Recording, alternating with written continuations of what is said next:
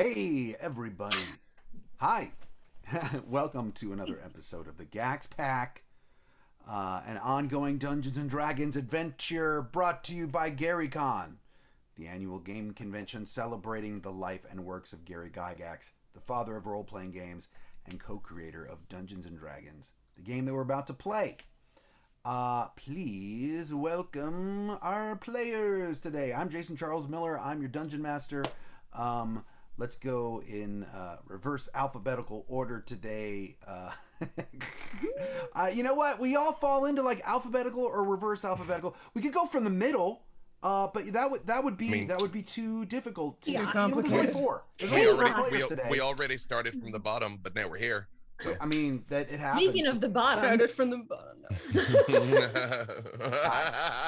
All right, we're going to stick with that. Exactly. That's a joke that gets better the longer you think of it. Mm-hmm. Thank you. I love you. Hi, dearly, everyone. I'm Vivid Vivka. I play your favorite lizard dog kobold, Snacks. I am about 30 pounds, 2.5 feet tall. We just learned that no big deal. I can bench 450 pounds. No big deal. Thank you. But yeah, I am Snacks. I am here. I am ready. What level are you? 9, right? Is that a test?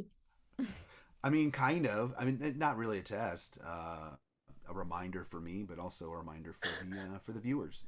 Oh, well, in that case, yes, I am level 9. Excellent. Then B-Dave, hi. It is I. Hello. Yeah. How you doing, everybody? B-Dave Walters. I say words about things. You can find me all over the interwebs, wherever fine streaming content can be located. I'm almost back to 7 days a week of streaming. I think I'm at 5.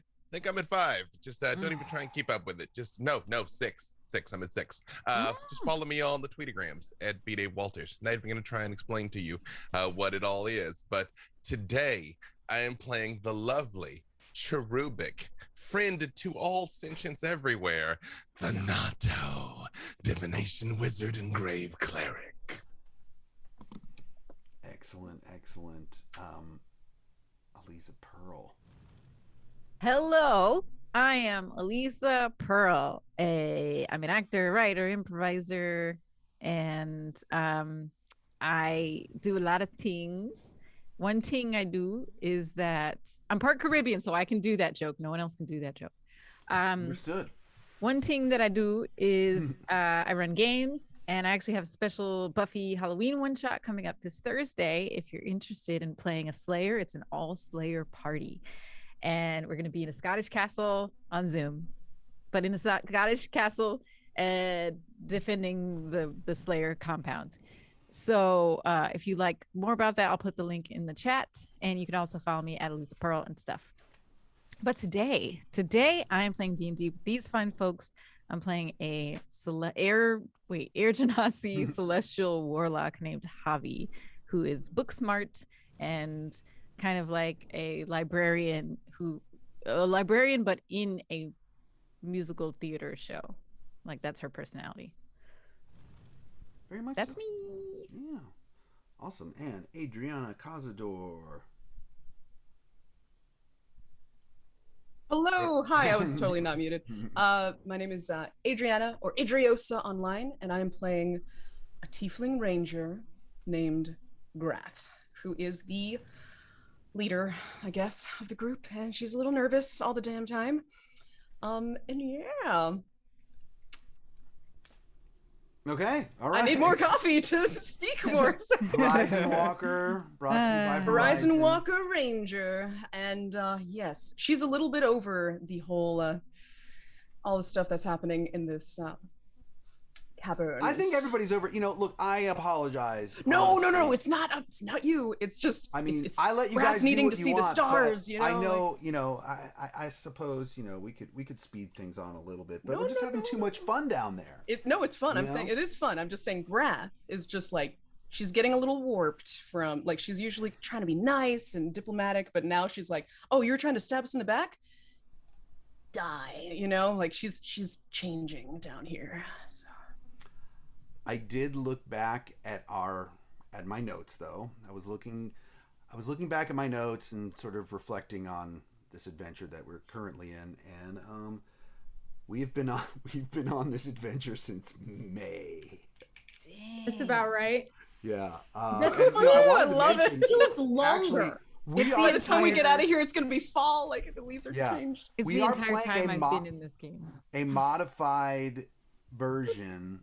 There's still twists and turns and secrets that I'm deciding, but we are playing a modified version of this original module written by Gary Gygax, The Lost Caverns of Sajkanth, S4, as it is known. And this is my copy from back when I was a kid.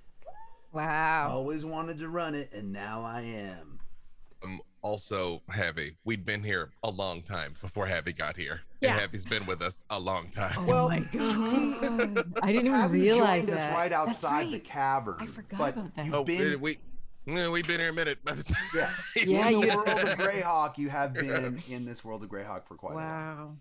Wow. And the concept of this show, although it's just turned into a Greyhawk adventure lately, since May, is that you guys all work for Ganzerg's Interdimensional Delivery Service and Security Company, also known as GIDS for short. And you travel to just about every different realm of D&D that people have ever heard of, and probably a few that they haven't. But before we start, I want to talk about our sponsors, and I want to talk about fate points.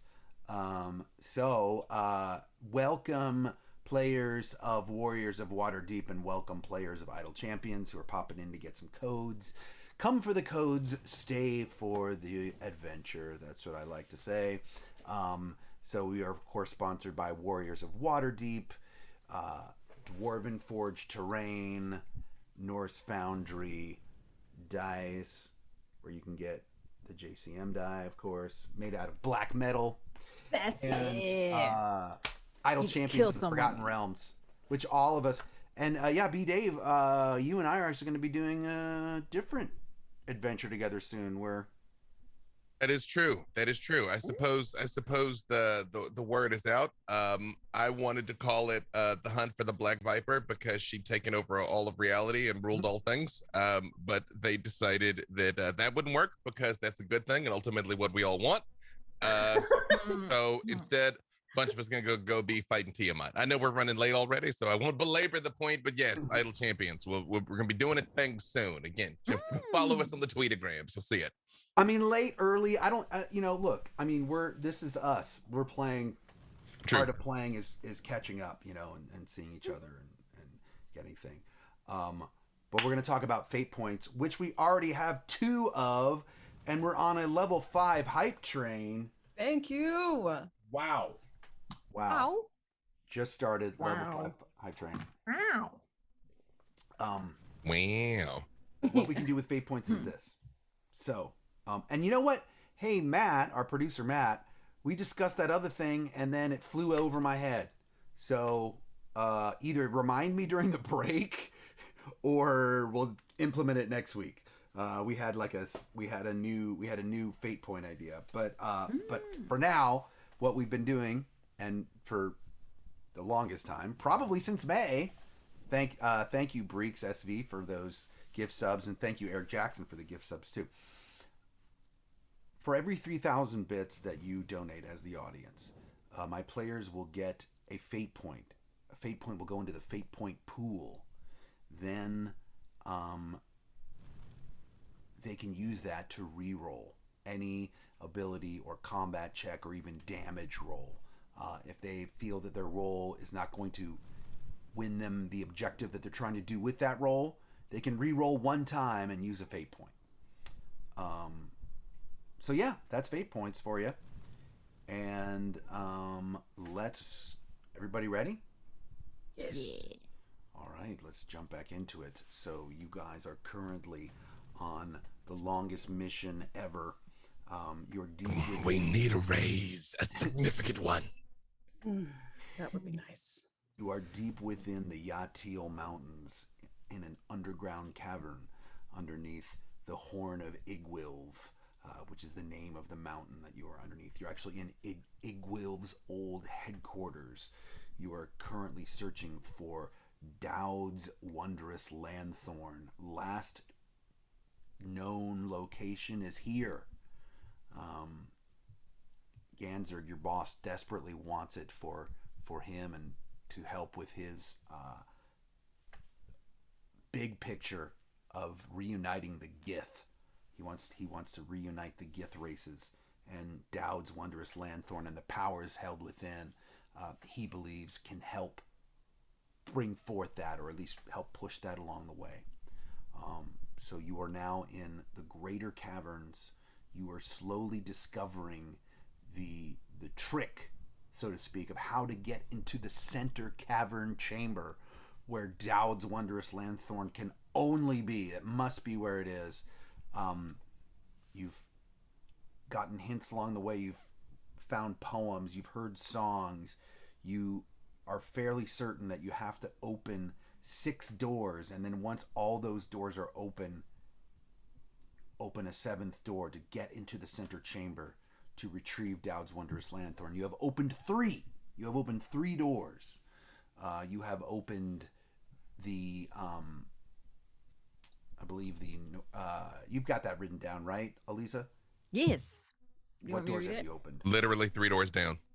You're 3 doors down from getting to the final chamber. Yeah.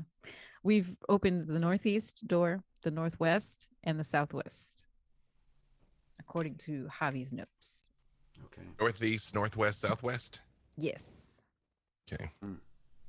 And you are now, I believe where we ended was you had just made your way. You after you had opened the 3rd door, that always puts you into a new square chamber where there are exits to the north, south, east, and west, where you have to walk through fog, so you can't see where you are, but each chamber is a square 30 by 30 foot chamber. And you are now in one of those chambers. You can go north, south, east, or west. What do you choose? Look over at the etching that Javi has made, and I'm like, oh, you've made a visual representation of our predicament. That is quite interesting. Yes, I think it's accurate. I can't quite be sure, but I think this is what's going on. Well, So it's too. better than just letting it float around in our heads while we wander indefinitely, I suppose. Yes. I like to visualize things. Thank you for that. Thank you for helping guide us. That is immensely useful. This OOC, Elisa really did make like a little map of like how this must work, like a schematic. Yeah. And Yeah, to it's break out one more time, I forgot to mention that Eric's not here today, so Adriana will be controlling Leaf, although he is in somewhat of a meditative state, it would appear. And, Yes. You notice he's being even more quiet than usual. Yeah. Leaf is feel just that- standing. Leaf is just standing there and meditating. Glances over, seeing everybody, just conversing. Just, yes, thank you. Goes That back was to it. really good. Yes, he made like a tree and leafed. No, all right. But he'll be back next week. Yeah. But anyway, so yes, so now back to our discussion on what you're going to do next. If we need another marker in this room, I can make a physical representation of our predicament. Snacks. Save it for the art galleries, my darling.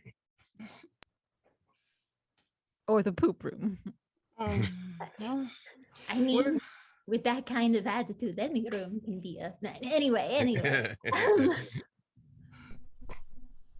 well, oh yes, we tried. Didn't we already try the east? The Weast? The Weast. I believe we did go Weast a few times. Okay. I'm not. Quite To be honest, I've unintentionally, lost- we were heading west and ended up west. Yes. Right. Need to see the room. To be honest, I've lost track of which directions we've gone from this room. But when it comes to the doors, I'm on top of that. I'm on top of which Okay. doors we have visited.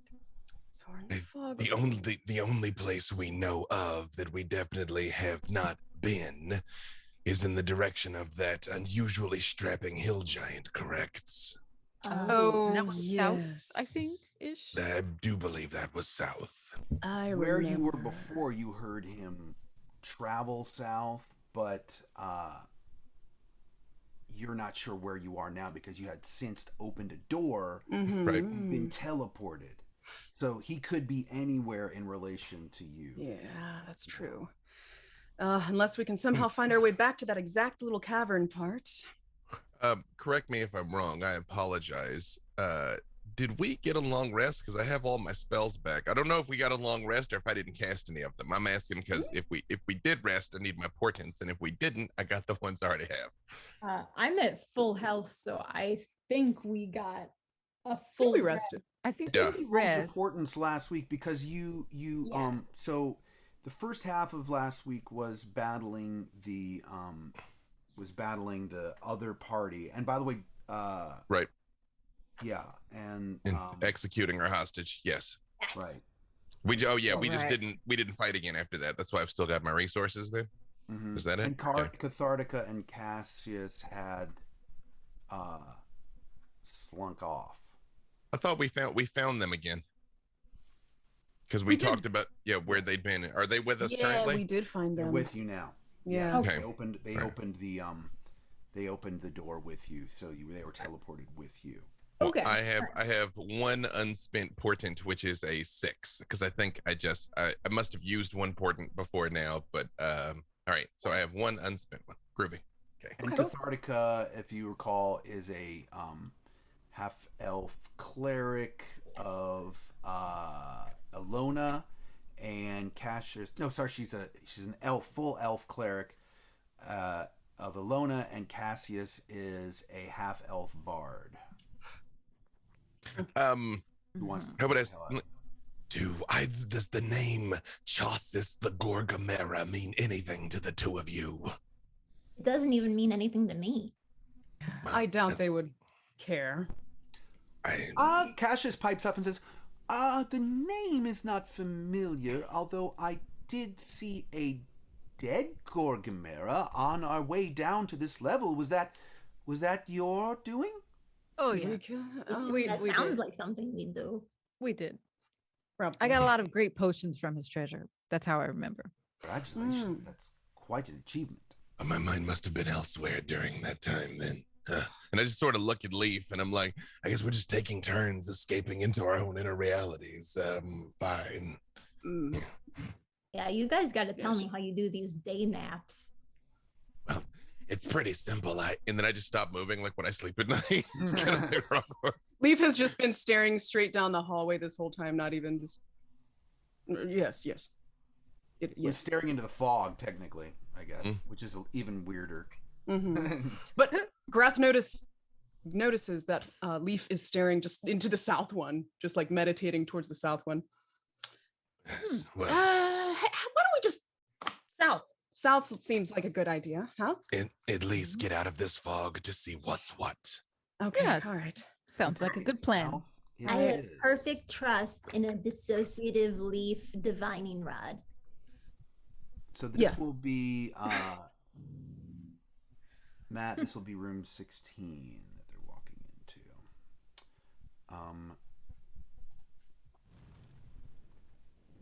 You walk into this quite large chamber, and so for If you recall, you're in the lower level of an underground cavern. The floors are damp. It's very cave-like. There's stalactites and stalagmites everywhere. You noticed though that this might be the largest, the tallest room that you've been in this lower chamber. It's about 70 feet high at its peak, and heaped along the west wall when you're walking in, you see what appears to be a mound of coins and treasure. Wow.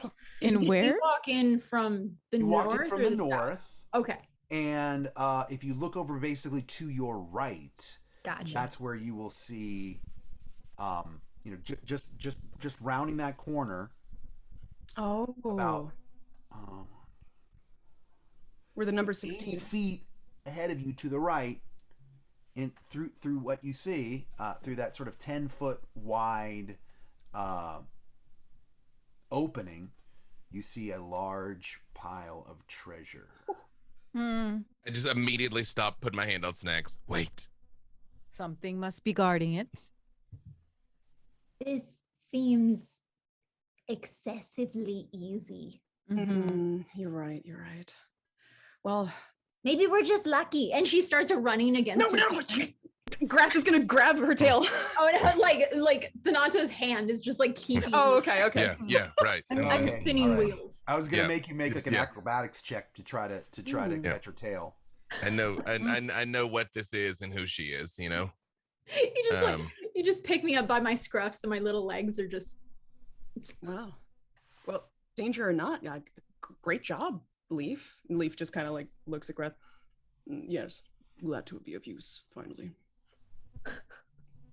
All right, well, let's just be safe then. Go ahead and hit. If nothing is immediately attacking us, I'll hit the ritual detect magic. What is the range of that? 30 feet. Yeah, but 30 feet sphere though. So I mean, I'll cast it and get within 30 feet of it.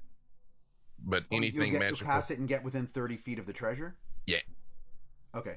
Well, as you I was gonna say, there's a lot of questions. walk, It is very oddly precise in his language. Yes. How many feet? yeah, as you walk towards the treasure, before you even get 30 feet from it, you note it. Make me a perception check, please. Oh boy. As Thanato is Well, hold on. Is it just Thanato walking?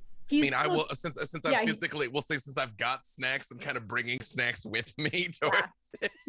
He's got like Nathan. he's got a snacks clutch. True, yeah, exactly. I was snatched. I walk into the club snatch first. Yeah. That is 22 on the perception, by the way. Oh, my And God. perfect for me, mine is a 9. Thanato, you have the wherewithal to, once you realize the chamber is opening more, you look to your left and you see at the southernmost point of the map, you see a large blue winged scaled creature. Oh no. It's doing what? Sorry. Sleeping. Oh. Large blue. Wait, is this a familiar large blue winged scale creature? Yes. I will say, when I noticed it and I noticed Snacks not noticing it, I very much turned her head towards me, like, right, great. Quiet. I'm like, I just whisper in her ear. I'm just like, Snacks. You know I love you dearly, right? Yeah. What I'm about to show you, I need you to remain calm. I know you have a stout warrior's heart, but I need you to keep it together momentarily. Do you think you can do that for me? 50-50. I very slowly rotate her around so she can see the blue dragon. But I try to hold on to her mouth, but I know, if she fights me, I can't really.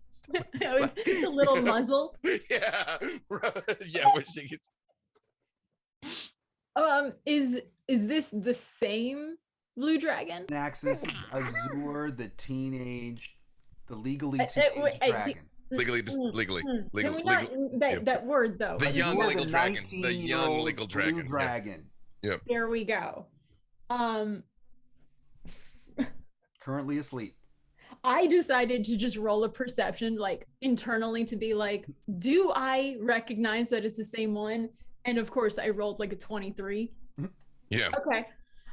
Yeah. So you're holding the little snoot, and you see like my eyes go giant, and I have like a little kind of like anime hearts inside. And you're holding my snoot down, but like the little like side of the mouth is like, oh my god, oh, like Sleeping Beauty. Oh my god. Oh, let me kiss you. Consent is important. I will. I'll hit Grath with a message so he shouldn't be able to hear it. You know, I just imagine him like holding snacks and just need the one finger to point for the message. I'm like, Grath, it's the blue dragon, the same one from before. It appears to be sleeping. Wait, can I message back? You can. Yes. Yeah. Get back here with snacks, please, ASAP, before she elicits excited noises. Yes, I don't know that she understands the nature of the charm effect the beast was under before. Regardless, just get back here, please. Thank you for scouting ahead. Again, I do kind of although I realized Grant just said come back, and I'm like, cool, but I do want to get within 30 feet of the treasure. Okay. I'm like, yeah, no, I hear that. That's all really important. Okay. Clanky boy, maybe not. Clanky boy, sleepy dragon. Make me a stealth check trying to get within 30 feet of the treasure without waking up the dragon. Yeah, there it is. Understanding that truly is not my thing, I will throw it. I will throw it in reverse. Where I'm like, okay. No, I can do Okay. it. Clunk. I'm like, ah. Back here, Donato. Back up instead. Yeah. You could do that without detection, I would say. Yep. You should do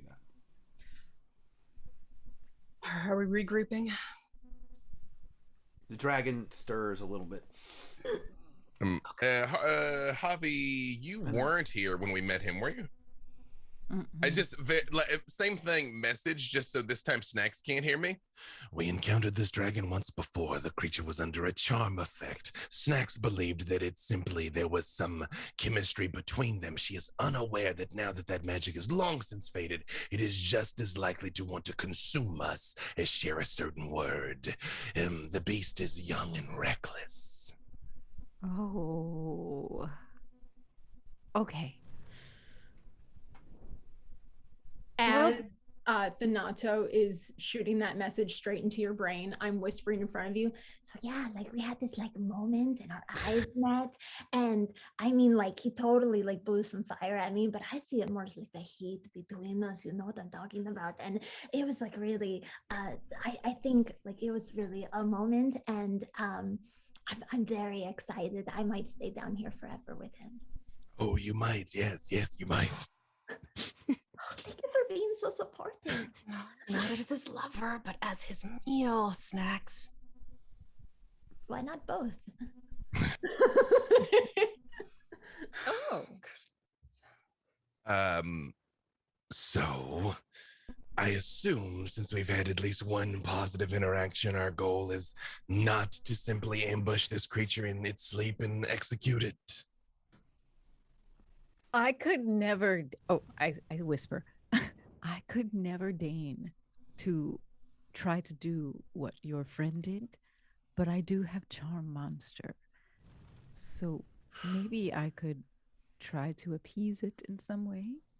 Yes. I think that is probably for the best, because I think there's a pretty good chance it's going to work as well. I have an insight into these sort of things. Oh, okay. Well, then what should we do? Do we want to wake it up? Can I charm it without waking it up first? I've never actually charmed anything. Charm? Well, you charm us all constantly, Abby. I say charm first, talk second, because if he wakes up too grumpy, it'll be too late. Okay. If you need, like, I mean, I've been working on some poetry that maybe would work for maybe like a song. Oh, maybe he likes boats. I know this great song about a boat. Yeah, but it's not the same when you cover the boat song. You really need to hear the original. Yeah. Yes. I just sort of motion. I'm just like, yes, Javi, do your part and I'll do mine. A thought does go into Snacks's head that now that Snacks knows the code word to shrink the boat, she could run up to the other level, grab the boat, and then run back down. I have considered that. Like, I have thought about that for a while, but I was like, but it feels so far. It feels like we have not seen the boat in 2 years. It's very far. Right. Yeah. Right. Yeah. Yeah. Very far. I also have I've also considered retrieving the boat, but it's always like, but Yeah. you know. I appreciate it, Dungeon Master telling us to split the party and for me to go off by myself. Yeah, but anytime. I'm like, I would does say Javi have though, some- as your dungeon master, that retrieving that boat before you leave this cavern probably would be a good idea. That boat could come in handy for years to come. Yeah. What you're telling me is I've foreseen that we may need a water-going vessel at some point in the future that can shrink and sing. I mean, this kind of is just Dungeons hope and that we Dragons. go like back around, but Yeah. Man. We should send super fast Leaf when he wakes up. Yeah. It's not needed right now, though. Okay. I will tell you that. Okay. Look. Not as your dungeon master, as your friend. You're not going to need the boat anymore in this adventure, but it just might be good In to the have it in your future. pack because you can shrink it down to Oh, Right. I want that boat. Yes. 10% of its size. I want the possibility of that boat song at all times. Okay. Well, so are we gonna do this? I mean, Javi do is just you want going me to to go. try I know, first? Javi's going to investigate, Mm-hmm. and we'll see. Yes. And Oh, also, I might that's a be able good to, idea. Let's be safe. I may That's a be good- able to get the boat quicker, but we'll talk about that later. that. Oh yeah, you got. I see what you're Same doing. way I I see what got you're the doing. boat the first time, I think I could just do that again. But it depends on how far we are. We'll talk later. Let's deal with this first. Yeah, but for right now, so Snacks like goes over to you and kind of like takes your hand in hers, like, Okay, this is what you do. Go over, feel out the vibe. Maybe ask gently, are you seeing anyone right now? Maybe are you ready for that type of commitment? Don't be pushy, like very casual. Keep it light, keep it light. Maybe find out like his favorite type of meat, because I got a lot of meat in this bag and I can like casually like offer some. God, I hope he likes old Sather. But yeah, like I mean, just like keep it casual, keep like Casual, keep it, super like, casual. keep it chill. Okay. Just Right. just mention me. Where you go? Still I'm have going old to satyr cast. meat in that bag. oh yeah. Well, there's only 10 minutes Oh. worth of air, so it's like it has become Seder jerky by now. Yeah, I guess you're Mm. right. Well, I'm going to Avi. Before you approach, I'm gonna cast darkness and join you so that we're a little extra stealthy. Thank you. Thank you. Yes. So I'm gonna cast darkness. Grath just kind of whispers under her breath, like, Darkness or pass without a trace. Just Yeah. "Oh dang it! Yeah, Pass without yeah. a freaking Yeah, trace." only because I know darkness you've is done not that our- before. Right? Yeah. Yeah. Dark, Get them darkness mixed is not up what we so want. bad. Yeah. I'm so... Yeah. Okay, You hold on can't one see sec. Up to anything, an hour. and you're okay. tripping over stuff and making all sorts of noise. All right. Yeah, and breath weapons don't need visuals. Yeah, right. All right. Okay. Pass without a Oh trace. right, that's they have right. dark vision. Dragons. Anyway. Okay. Yes, sir. And then like this veil Alright. of shadows kind of So cloaks us. both of you could make me some stealth checks with your bonuses. So technically, I just need to get close enough to see it for my portent to work. So I don't have to. I don't necessarily have to be within 30 feet of the dragon. I just have to be able to lay eyes on it. Okay, yeah. So you Yeah. can just peek around that corner. Yeah. Okay. You know. Do you need to use a fate point? I rolled a natural one. Yeah. So Yeah, okay. we're gonna go ahead and Yeah, you got it. cash in the old fate of Pointerino. Thank you, audience. 'Cause Thank Hobby you, was Fate about to. Points. This about is to get how eaten. you guys can help our players every week Thank by you. donating for those fate points. The natural one would have probably caused something very catastrophic to happen. Yeah. Now, Much better. I rolled a 12 plus 1 plus 10, so that's 24. 23. Excellent. What about you, Graph? Oh, for stealth? Were you walking over with her? I was.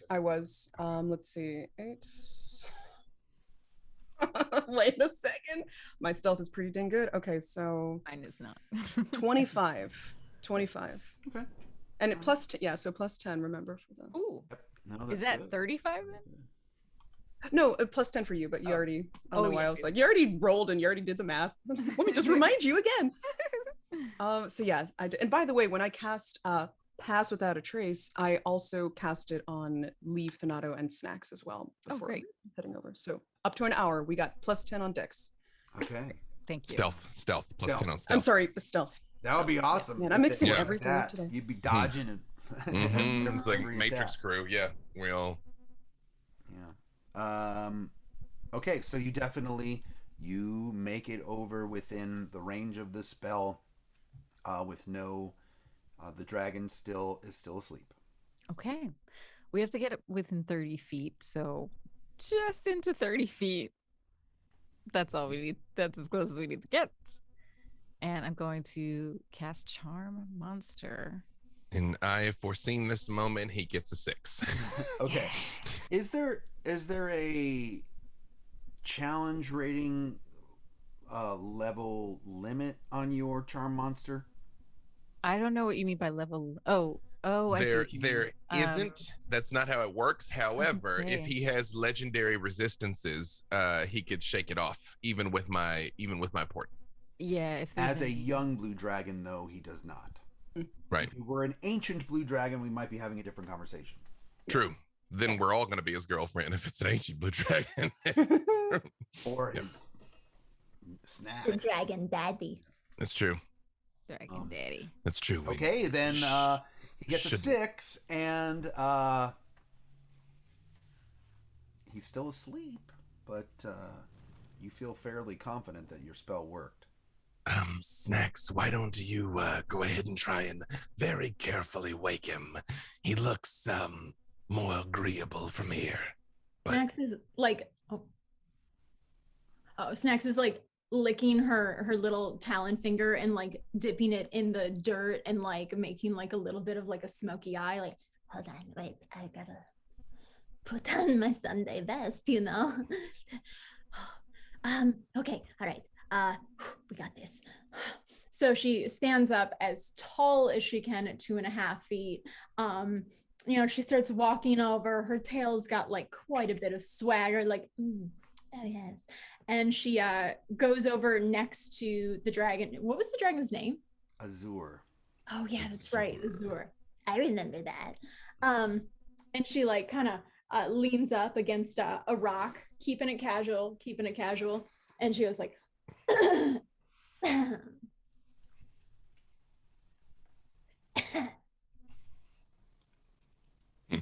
Azure.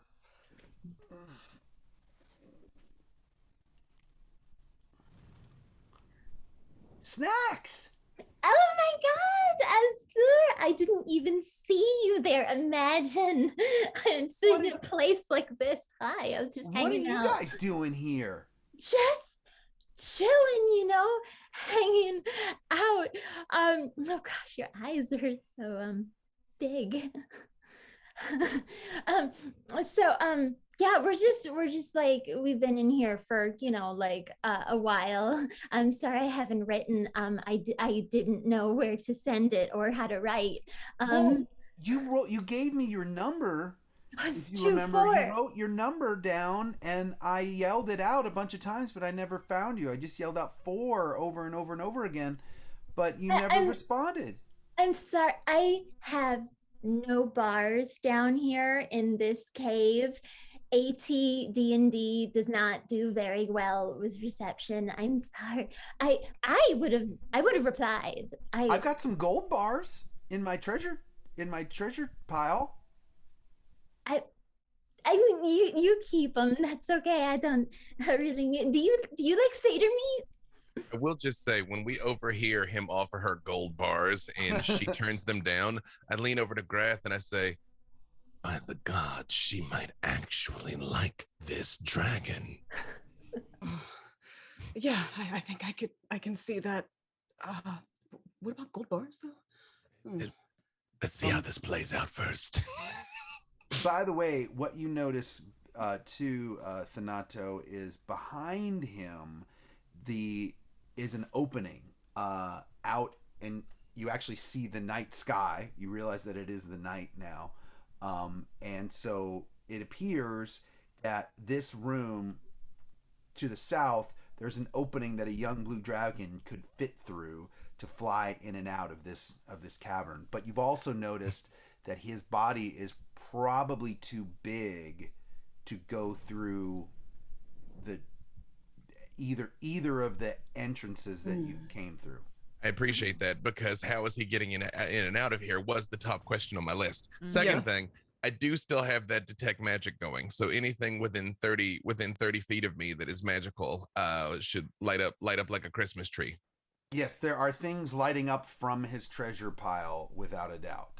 Ooh. Nice. I just hit Snacks with message, and I'm like, he can come and go from the mountain, but he can go no deeper into the dungeon. I'm not sure if he might know something of use, but perhaps you can ask. Yes. And I poke We Thanato. can telephone game it, yeah. Okay, yeah. And ask her to ask him about all these questions while romantically gazing at the stars in that direction. Snacks appreciates. Are we going to rob this young dragon? I mean, don't get me wrong, I'll do it.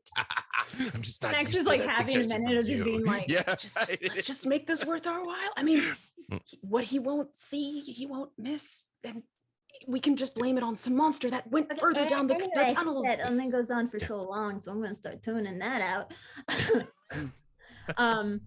Snacks like kind of like leans over to Azur and points towards like the opening area, like, You have such a beautiful view. What is this? The penthouse, top floor? How nice. You're doing very well for yourself. Thanks. It's probably gonna be too small for me later, but I was kind of getting annoyed with my parents. They're Totally. they're so like, we're blue dragons and we have to have storms going all the time and blah blah blah, pillage and rob, and I just kind of wanted to get on my own for a while, so I found this opening into this cave, and this is sort of where I chill for now. I love your pad. I think it's totally great. But if you need to move into like a bigger space to go to the next phase of your life, maybe with someone, casual roommate, perhaps, that buds into something more delightfully in front of our eyes, something we would tell our tiny children. I mean, like whatever. I don't know what you're doing. What are you doing? Hey, have you been here long? Yeah, I've been here for a little while. I hear lots of things going on. There's like this hill giant that's like, he sings a song about himself all the time, and he's just like traipsing around the hallways somewhere. I can't really get a glimpse of him, but I think he's like a hill giant that wants to be a bard. I don't know, but and I hear a weird beetle walking around, and then like there've been a few adventurers that have come across my path, and well, they're over there. And then he points to another portion of the cave, and you see a bunch of like charred bodies in the corner. how many is a bunch? At least 12. Nice. You got yourself a baker's dozen over there. Nice. I actually raise my voice slightly. I want him to hear me. I just say, Azur, mighty dragon, might I step forth and speak with you? Sure. And I Step on very, up. very slowly, kind of like hands where you can see him type thing. I just I come out and I say, I'd like to think that we're all old friends here, right? Yeah, I remember you too. I don't remember Perhaps- you, but I perhaps feel. And he with points the at Hobby and he goes, "But I feel it's the strongest about you. Like I feel like we're gonna be best friends." Yes. Wait, he says this to Hobby? Says it's the Hobby, because don't forget, Hobby's the one that casts a spell. I know. Snacks Snacks doesn't is though. like- Yep. It's no, it's a librarian thing. He collects, she collects. Trust me, no Snacks, don't worry about it. Azur, you said there's many adventurers that have fallen before your great might here. Are there any creatures that have attempted to come from these other directions that perhaps you've repelled? We're looking for something. I mean, I don't usually repel them. I usually just, fry them with my lightning bolt. They catch on fire. Yeah. I put them over in the corner. Take their stuff off of them. This is an There's excellent never system. been anybody that's come in here that I haven't let leave. That either they come in here and they live down here and so we're cool, or they come in here and they're clearly like, trying to kill a dragon or whatever, and then they're gone. They literally want that smoke. I understand. I mean, look at me. It's the same thing happens to me all the time. See, Are there- yeah, you kind of look like a couple of my victims, actually. Same, man. Same. But are there any other locals around here that perhaps we should be aware of? We've run into that singing giant as well. And by the way, have you thought about getting your own song? I know this is weird coming from me, but I feel like when you're up high, it would really project if you had a blue dragon. Yeah, that's a good idea. That's a really good idea. Maybe I should ask the hill giant if he'll write a song with me. We have a bard. I feel like the Cassius very quiet. Cassius has never come around the corner. He's just you look back when you say we have a bard and you go with emotion at him, and he's not with you guys, and he's cowering in the corner, just like, dragon. Yes. Don't soil yourself, man.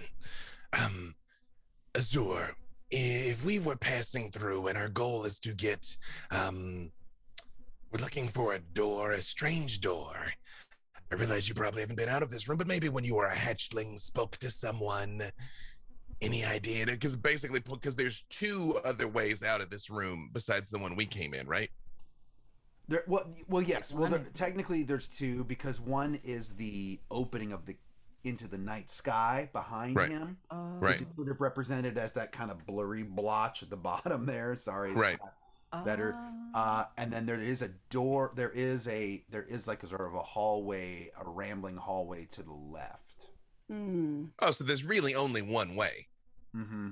Yeah. Hmm.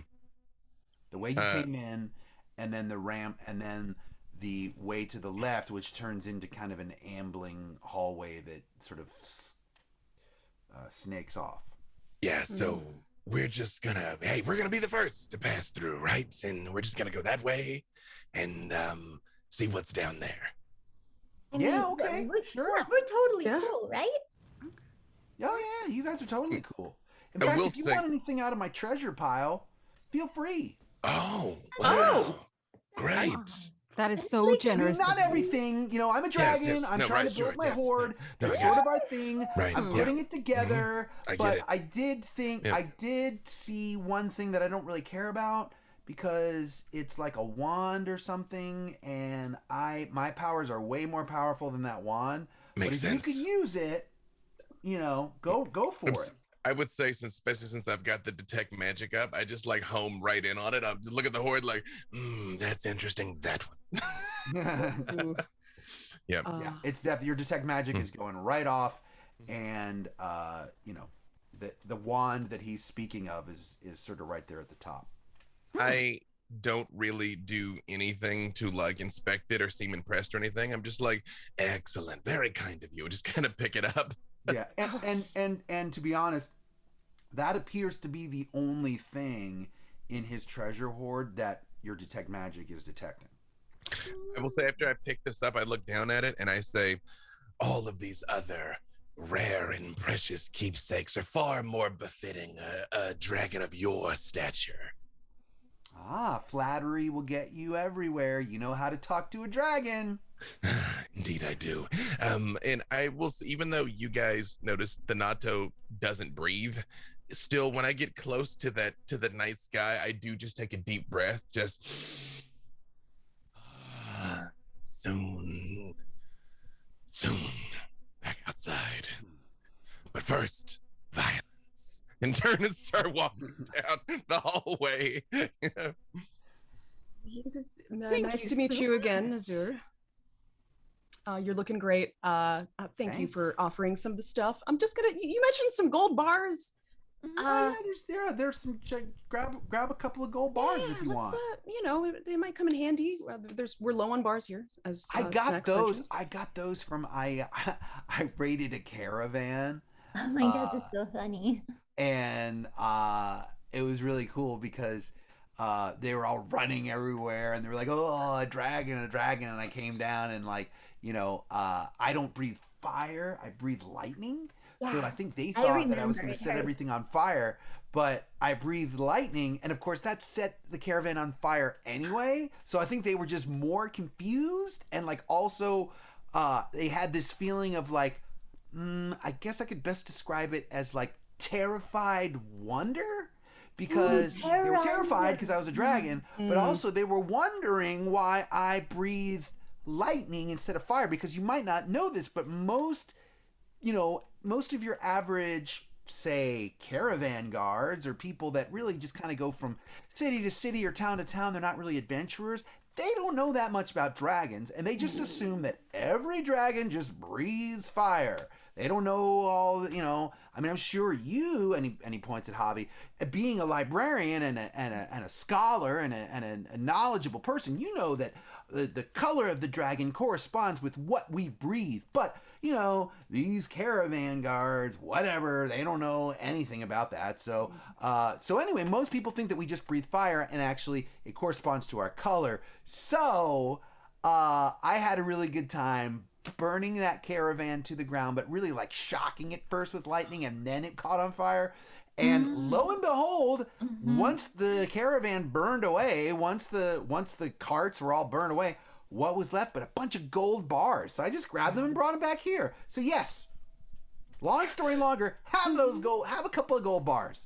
As Azur is telling this story, Grath is just nervously looking around and notices Leaf just is visibly trying hardest to just continue meditating and trying to disassociate from this horrible story that the dragon just told us. And then he sees me still out, he sees Grath still outstretched towards the bars, and gently takes a hand and moves my hand away from the bars. Zur, thank you so much for the offer, but we're gonna leave the bars there. And Leaf is just and starts walking towards where Thanato's at, towards just getting out of this place. Okay, if you don't want any, that's fine. Actually, melt them down later anyway. As Azur was having this long story and told Javi, and I bet as librarian, they're looking at each other, and from a sidebar, my hand comes in and goes on Azur's paw and is and she slides her face in between and is You are so misunderstood, but I get it. I totally get it. Go on. I know you get it. I always known you got it. I just wanted to say that I'm good. I'm not going to take anything from your treasure pile, but I left you a little something. And oh dear. over by the treasure pile, there's collection of little things that I have picked up along the way. Like there's, a couple gemstones and gold bars, a ton of nickels, a little bit of like old meat, some bones, and it's all just like in a perfect little pile that's in the shape of a heart. No. Like right next to the gold thing, being like, I just kind of left that there for you. I gotta go do a thing, but I feel like this is really good. I think that this was fun, and I hope that we can maybe do it again sometime. So, Yeah, that'd be great.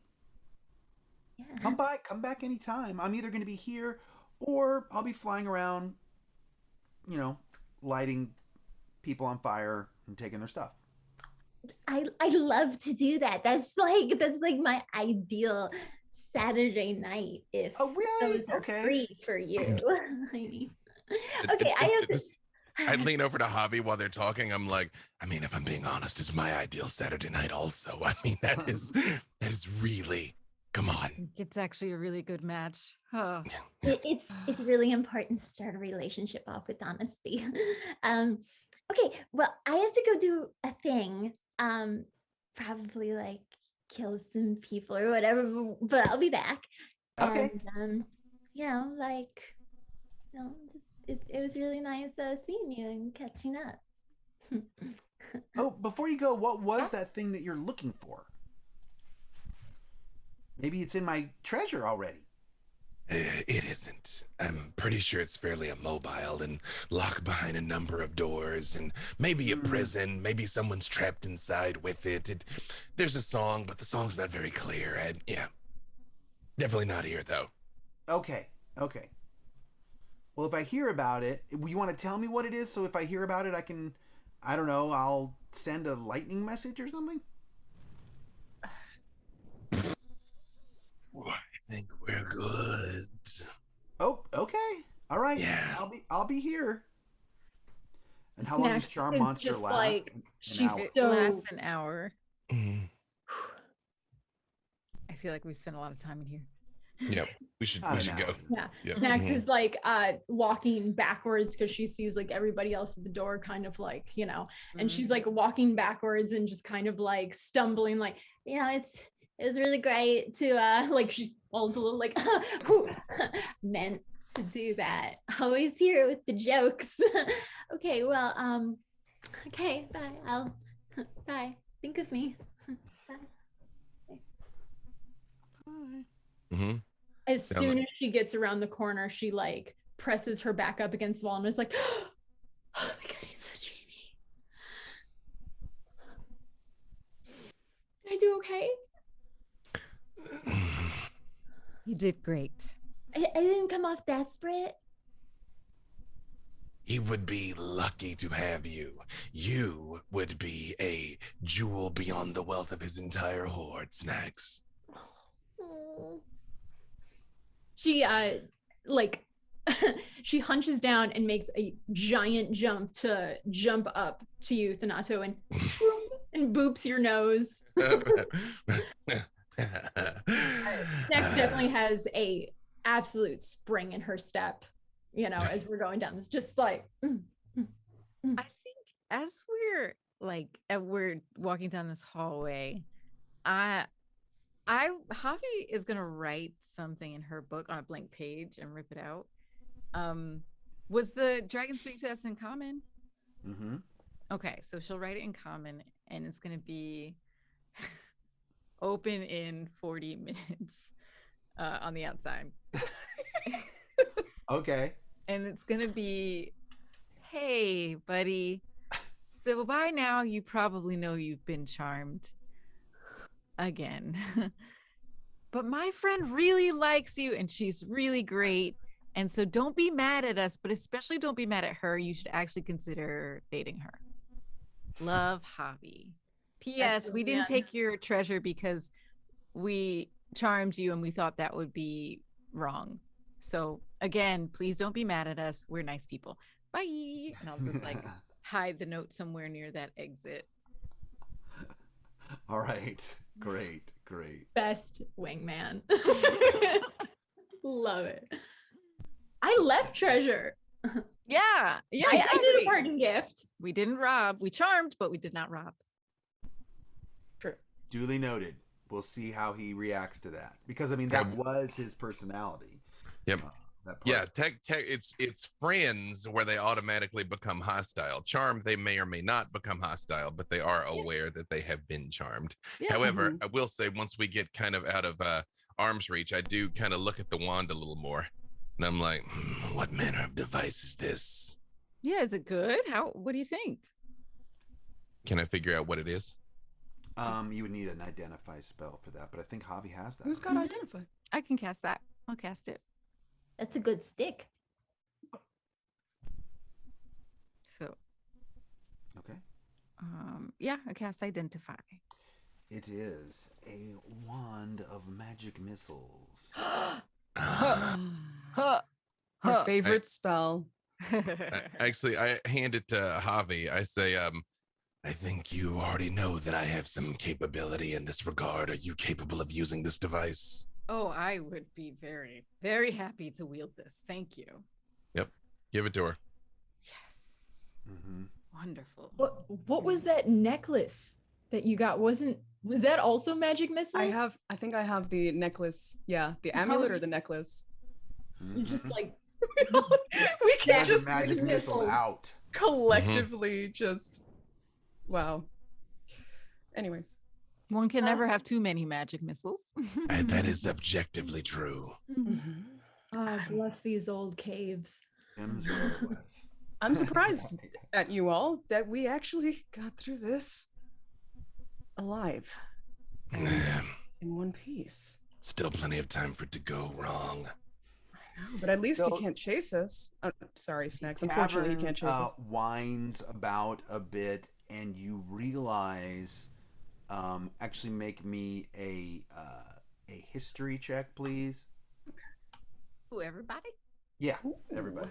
As you're looking around the caverns that you're walking through. 21. 18. 21 also.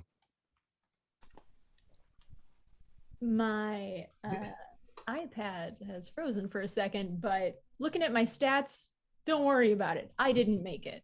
Okay. Well, anybody that got a 15 or higher would realize that you have been in this area of the cave before. Ew.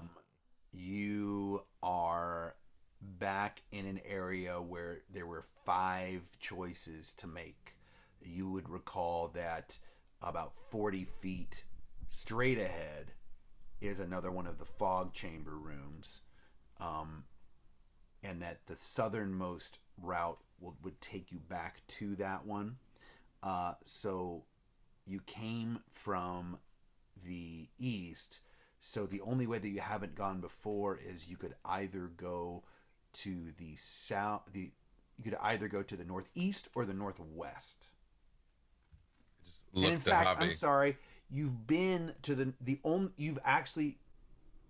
you went to the northeast before, and that put you into that other fog chamber that you walked south to. So now the only way that you've never been before in this chamber that you ended up in is northwest. Okay. Oh, that might lead us to the north door. Well, that's the best choice because it's the last one left in this room. You're right. I remember we haven't gone there yet. Mm-hmm. Okay. Let's go there. Okay. Seems solid. As you make your way through the northwest passageway, you start to hear way off from the west. So the northwest passageway goes straight for about 50 feet. And then you are in a hallway that you haven't been in before, but it looks very familiar. And so you can now choose to either go to the west or to the east. Oh. But coming from the west, you hear the unmistakable sound of heavy footsteps, There it is. Oh, the no. chittering of the giant Beetle that There you we heard go. before. But this time, you hear accompanying the giant footsteps, the giant big footsteps. You hear some singing accompanying that. So, I'm a hill giant stuck up in this cave, hanging with my beetle, watching folks trying to be brave. I'm a hill giant charged to guard this cavern. Oh, how I just wish that I was singing in a tavern. Life would be so grand. I travel across the land, singing tales of mighty heroes that I once knew. Of course I killed them all, 'cause that's what I do. I'm a hill giant stuck up in this cave, hanging with my beetle, watching folks trying to be brave.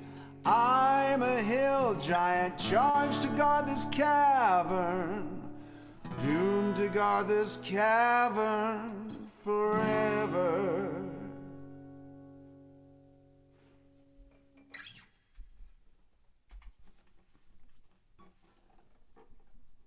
I'm having mixed emotions. The cave that we came through towards the dragon, out to the cave, out to the night, is that because we've seen this hill giant? Is it big enough that he could go through there? Yes. Wait, hold I'm on. gonna go Who could go through that? Could the giant fit if it just wanted to leave? Just go out into the night and go. Yeah. You mean like through, like if he wanted to go through Azur's opening? Mm-hmm. Yeah. Yeah, absolutely. I'm gonna go ahead and hit thaumaturgy. Okay. Make my voice loud. We can show you a way out, friend. You can be free from all of this right now. Bold. And he yells back in a voice completely different than his singing voice. What? I know the way out. I'm just stuck here. Due to a contract that I signed. Oh, My lawyer sucks. We've all signed bad management deals before. Perhaps we could help you, friend. You gotta read that fine print. We can find it and destroy it. What? And he comes lumbering up. And now you get a good look at him. I actually kind of motion for them to stay put, and I just kind of come forward a little, like if he's openly aggressive, he's gonna see me first, type thing. You know what I mean? We're hopefully there. But I guess technically we're all still passed without trace to did. But I mean, I kind of just out in the open, like, is it a deal with Igwilv that perhaps was struck sometime in the past? Well, if I were to tell you that, I'd be violating my non-disclosure agreement.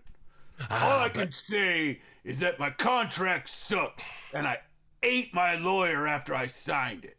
Well, listen, friend, the fact that you didn't deny it is the same as confirming it, so we're on the same side here. We want the same thing. Let us help you.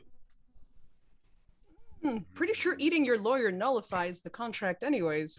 Oh, if only it was so. If only. No, I'd have to eat the other party's lawyer. Oh.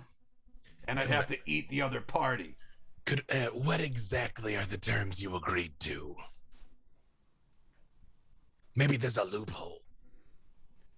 My terms were to kill any intruders. If you invite us in, we're not intruders. Nope, you're intruders.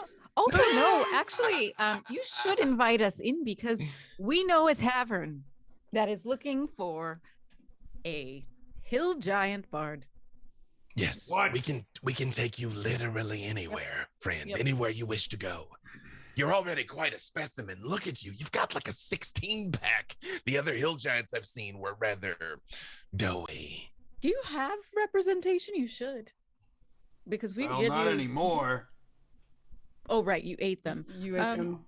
Well, Maybe you don't need. You can self-represent, but You guys make me deception checks. okay. I'm not necessarily lying. I will just say just say I want to do one last thing. I'm gonna pull my wrist back with where I can call Ganzerg, and I just hit the button and see if Ganzerg answers. Not to teleport, to call him.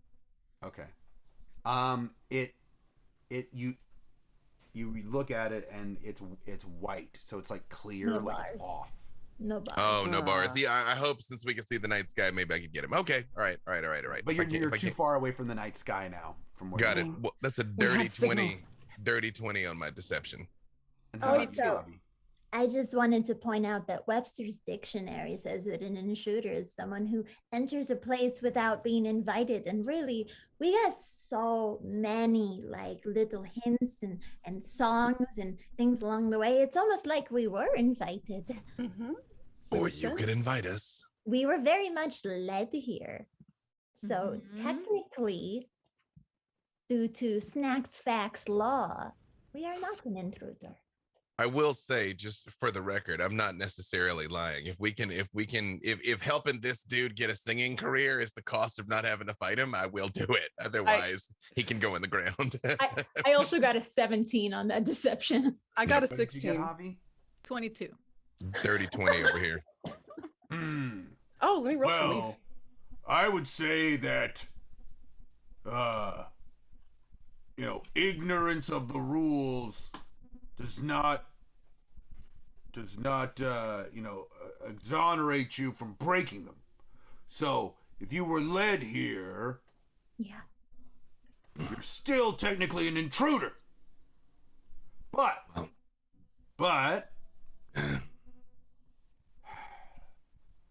let me see. All right. Take your time. You know a tavern where they're looking for a hill giant bard. Literally anywhere. Anywhere. Yeah, right, okay. But how does that... I like where you're going with this, I do. But how does that logically make you not intruders? Well, Because you could invite us in because you are taking a meeting with us about the tavern. We are basically invited because we got so many breadcrumbs to come here. Right. And that too. What's your name, friend? you know what?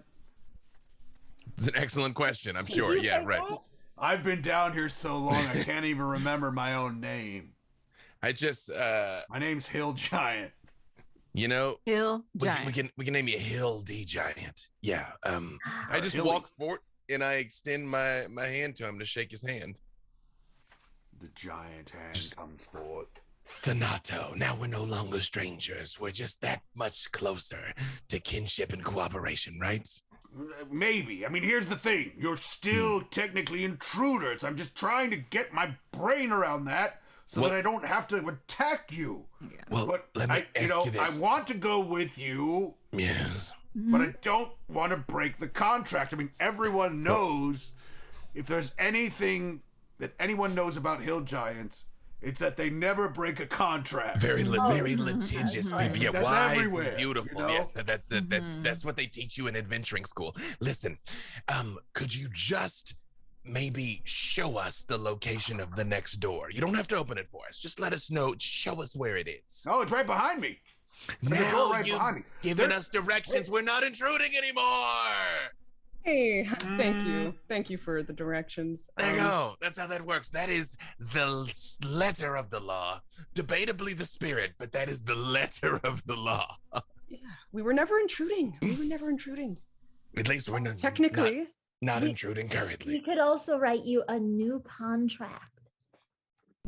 You can always renegotiate. Exactly. Yes. Mhm. and Uh, there's a high chance by attempting to make us not quote unquote intrude, your chances at stardom as a singer in the tavern will become zero.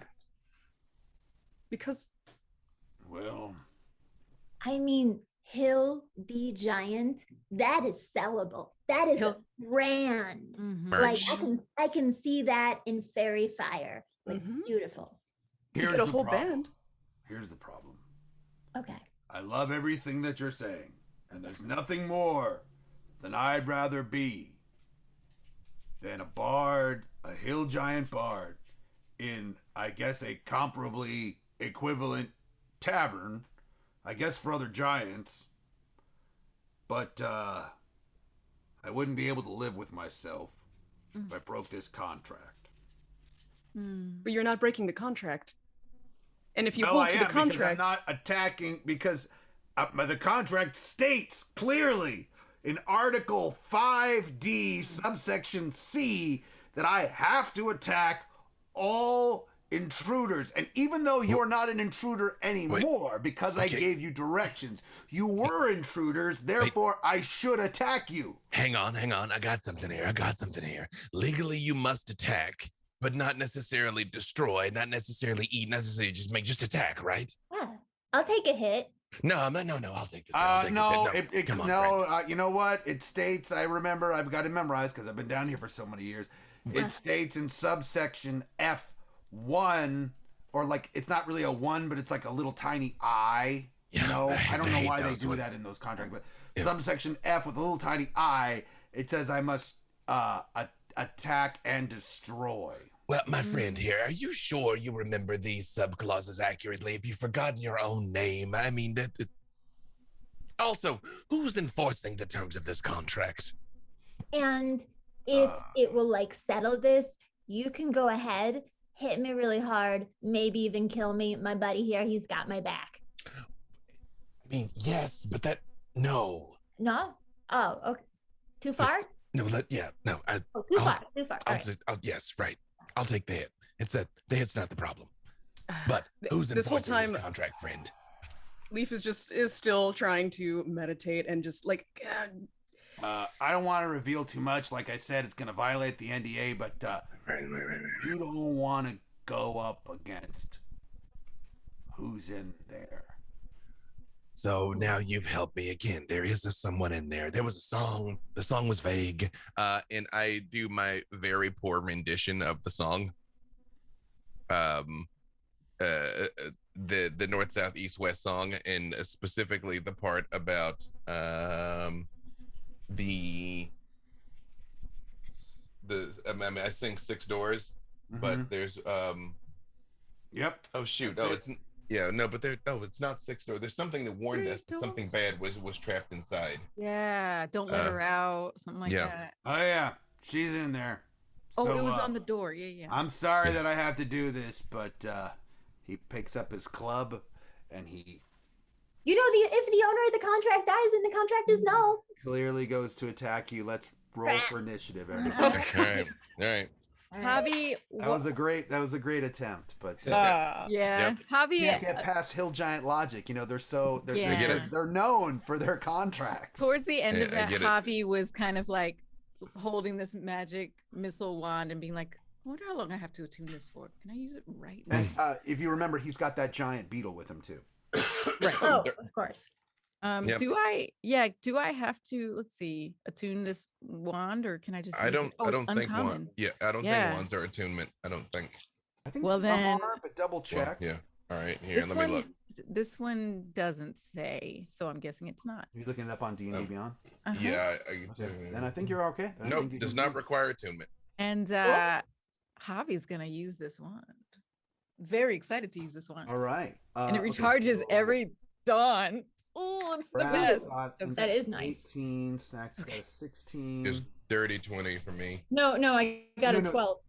I see Sax twice. Yeah, the 16 was the deception. Oh, gotcha. Okay. Then so Javi wait. is So not dirty good. 20 for Thanato. Initiative rolls are not Javi's. For you, 10 for Leaf. Strength. Okay. Javi, what'd you get? 8. Okay. And let's see. I'll roll for Cassius. 16. On the fighting. Cathartica got. Oh, interesting. Okay. Thanato, Hildy Giant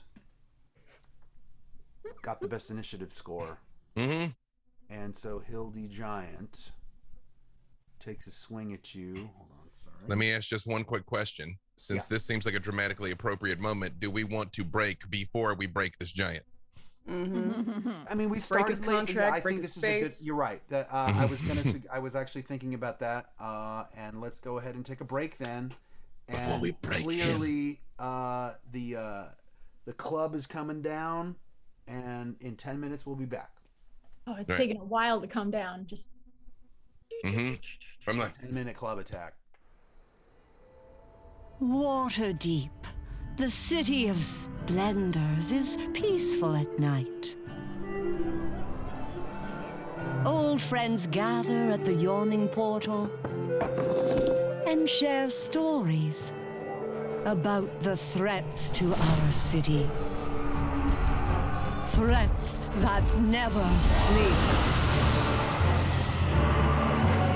Waterdeep needs warriors. My name is Laeral Silverhand. I've summoned the greatest heroes in Faerun, the Warriors of Waterdeep.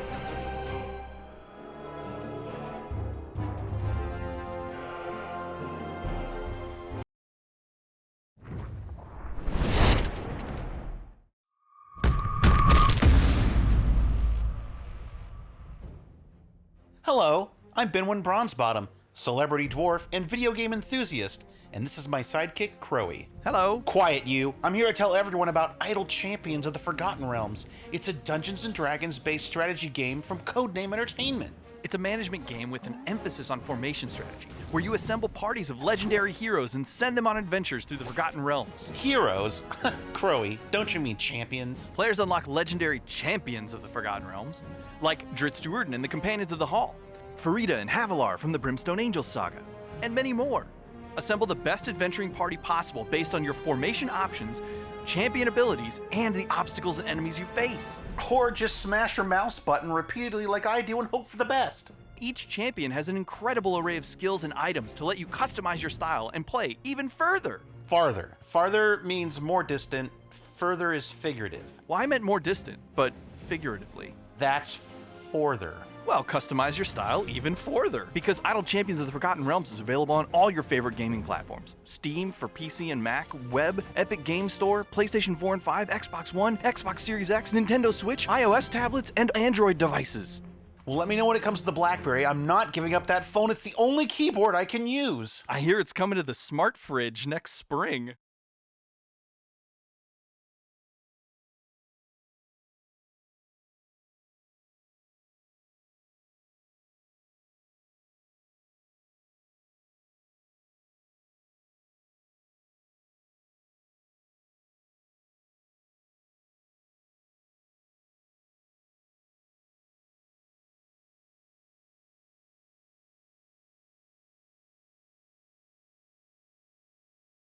This is everything you need to know about our terrain in 60 seconds. We hand sculpt our pieces for maximum detail and artistry, infusing passion into every millimeter of our work. Everything is available beautifully hand painted so you can start playing right away. Or you can choose unpainted to paint everything yourself. Our pieces are completely modular, so you can use the same sets to create a new adventure every time. We create everything out of Dwarvenite, our top secret PVC formula that's nearly indestructible. We pack our pieces with as many features as possible, such as swappable LEDs to quickly change the look of your scene. We offer magnetic accessories to add flavor or increase the danger. A 1-inch tactical grid is sculpted into our floors. We offer a range of environments, including dungeons, caverns, cities, castles, sewers, forests, mountains, streets, burrows, ice, and hellscape. And that's just the beginning. That's everything you need to know about Dwarven Forge in 60 seconds.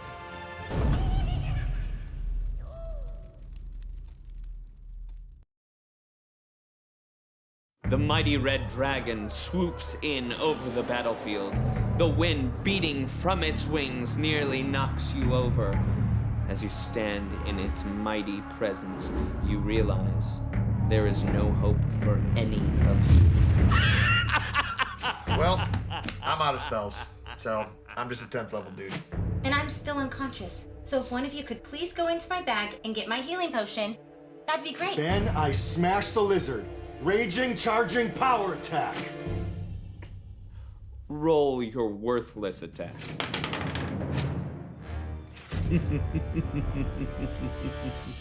Your pitiful attack glances off the dragon's scale, and it opens its mouth, casting you in the molten glow of its inner heat as it prepares to release its fiery breath upon you all. Wait, I haven't gone yet. What weapon could you possibly have to defeat the great dragon? The greatest weapon in all the realm, forged by Norse foundry to defeat all evil. No, it can't be.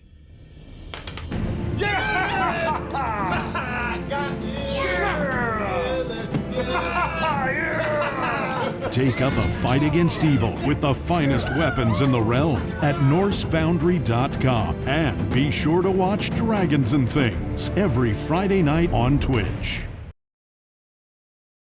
Working with Idle Champions has been so much fun because it's a different version of Archon. It's like a cartoon coloring book version of Archon, which is really, really fun. So seeing the artwork originally for Little Archon in the game, the way that he walks across the screen with his shield and he breathes fire, and then even the way that Chang'o the Manticore comes down at different points.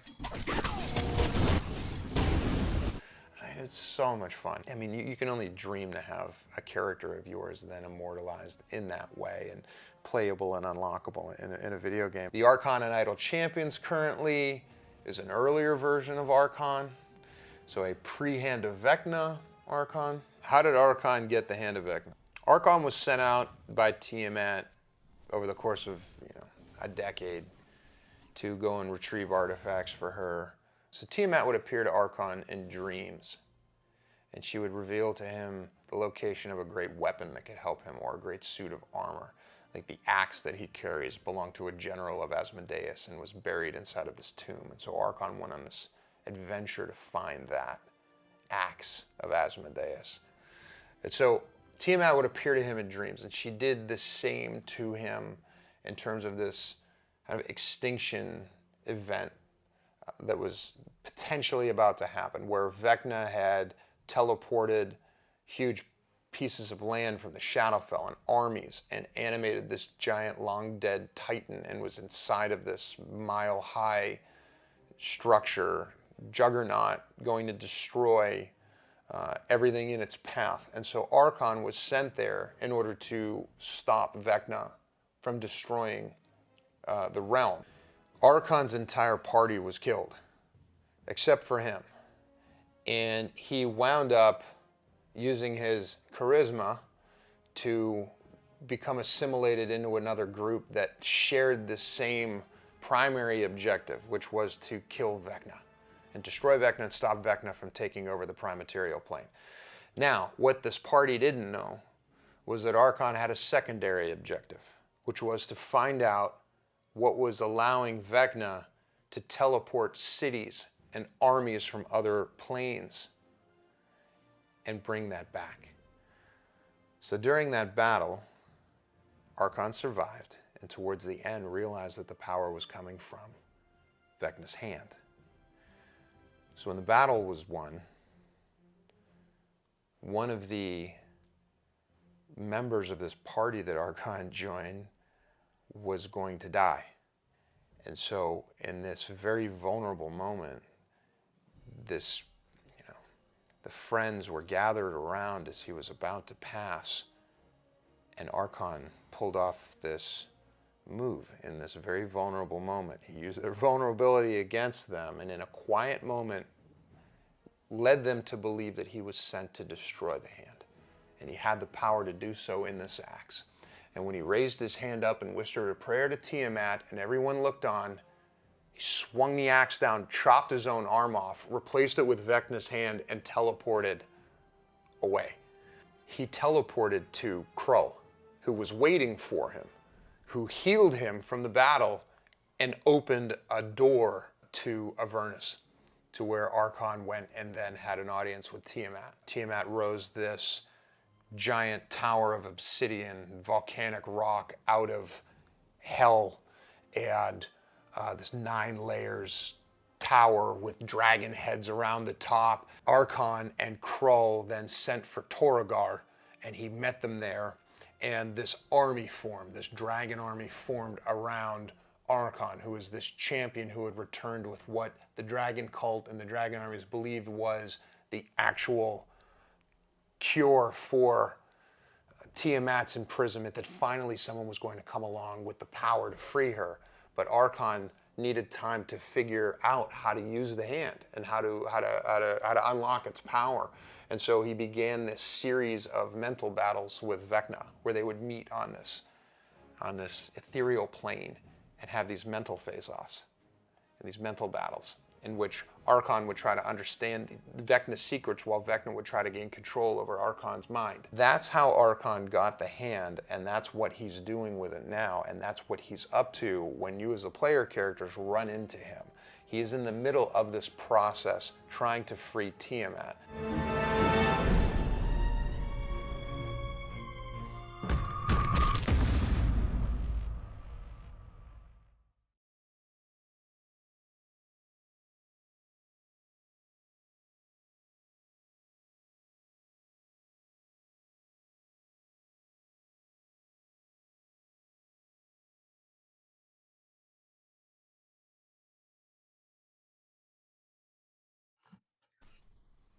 And we're back.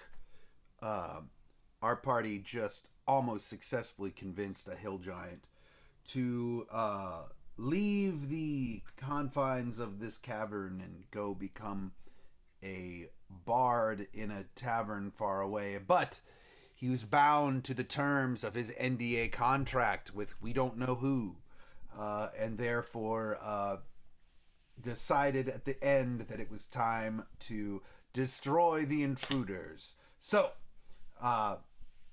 Hill the Giant, boom, smashes down on Thanato with two quick club hits. The first one is a 13. I know that's gonna miss. The second one though is an 18. Clang. Okay, so that leaves the Beetle, who is now going to also... It is a giant Rhinoceros Beetle, and that giant Rhinoceros Beetle is also going to attack who his master attacked. So, like, a Ringo, or... Right. Let's see. First it tries to bite you. It gets a 28. That is going to be enough. I just feel like the hill just bang, bang, and I'm like, we don't have to do this, friend. Ah! Right. So it bites you for 15 points of damage. Mm-hmm. It now tries to gore you. Mm-hmm. I think with its horn, I guess. Jeez. Gets a 17. Not enough. And then, but now tries to slam you. That is its third attack. The Beetle has 3 attacks. Okay. But gets a 17 again. So that's gonna. It feels this like bang, bang. Friend. And then turn it face in. It's like clang, clang, clang, clang. Yeah. Yeah. All over you. And it's now Cathartica's turn in combat. She got the second highest. So Cathartica is mainly a healing cleric, but has one or two things up her sleeve. She's gonna cast Guiding Bolt at the giant, and she unfortunately misses, and that's gonna be it for her.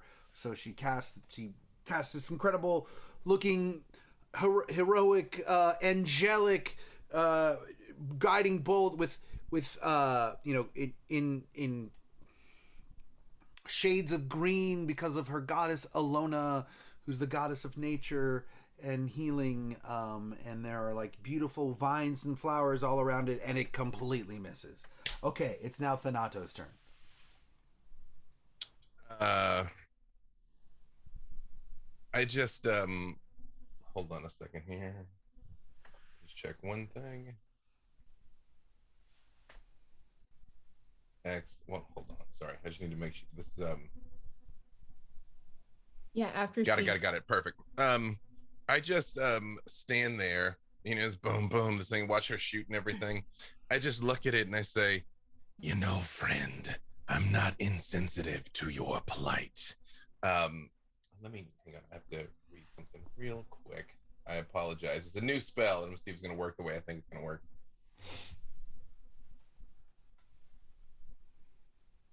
After seeing that rhino attack 3 times. Got it. 17s, I have a singular worry. I actually, I look at him and I say, I was going to just expel you from this plane of existence so that you could continue your life on at some other point. But then I decided that'd be a violation of the terms of our agreement. In Spirit Shroud, the souls of the dead adventurers that he's killed all come up around me. And I just say, I think you need to think a little harder about your life choices, friend. And I hit him with Mind Sliver. I need an int 14 save. An int 14, okay. Mm-hmm. That's gonna be tough for a hill giant with an average intelligence 5. Well, we're gonna find out. He fails. Not too big a damage though. Only 8 points of damage. Because we're damage. It's psychic damage. Yep. Because we're heating up. But I've scratched him now for the sake of some other people's abilities. Yep. Great. And cool. That is gonna be it for me. Oh, okay. It is now Cassius's turn, who also rolled high on his initiative. Cassius the Bard, and he.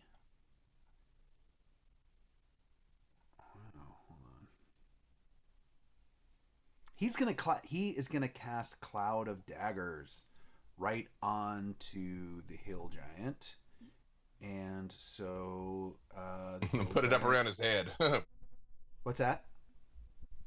I said put it up around his head. Yeah. We're all level. Yeah.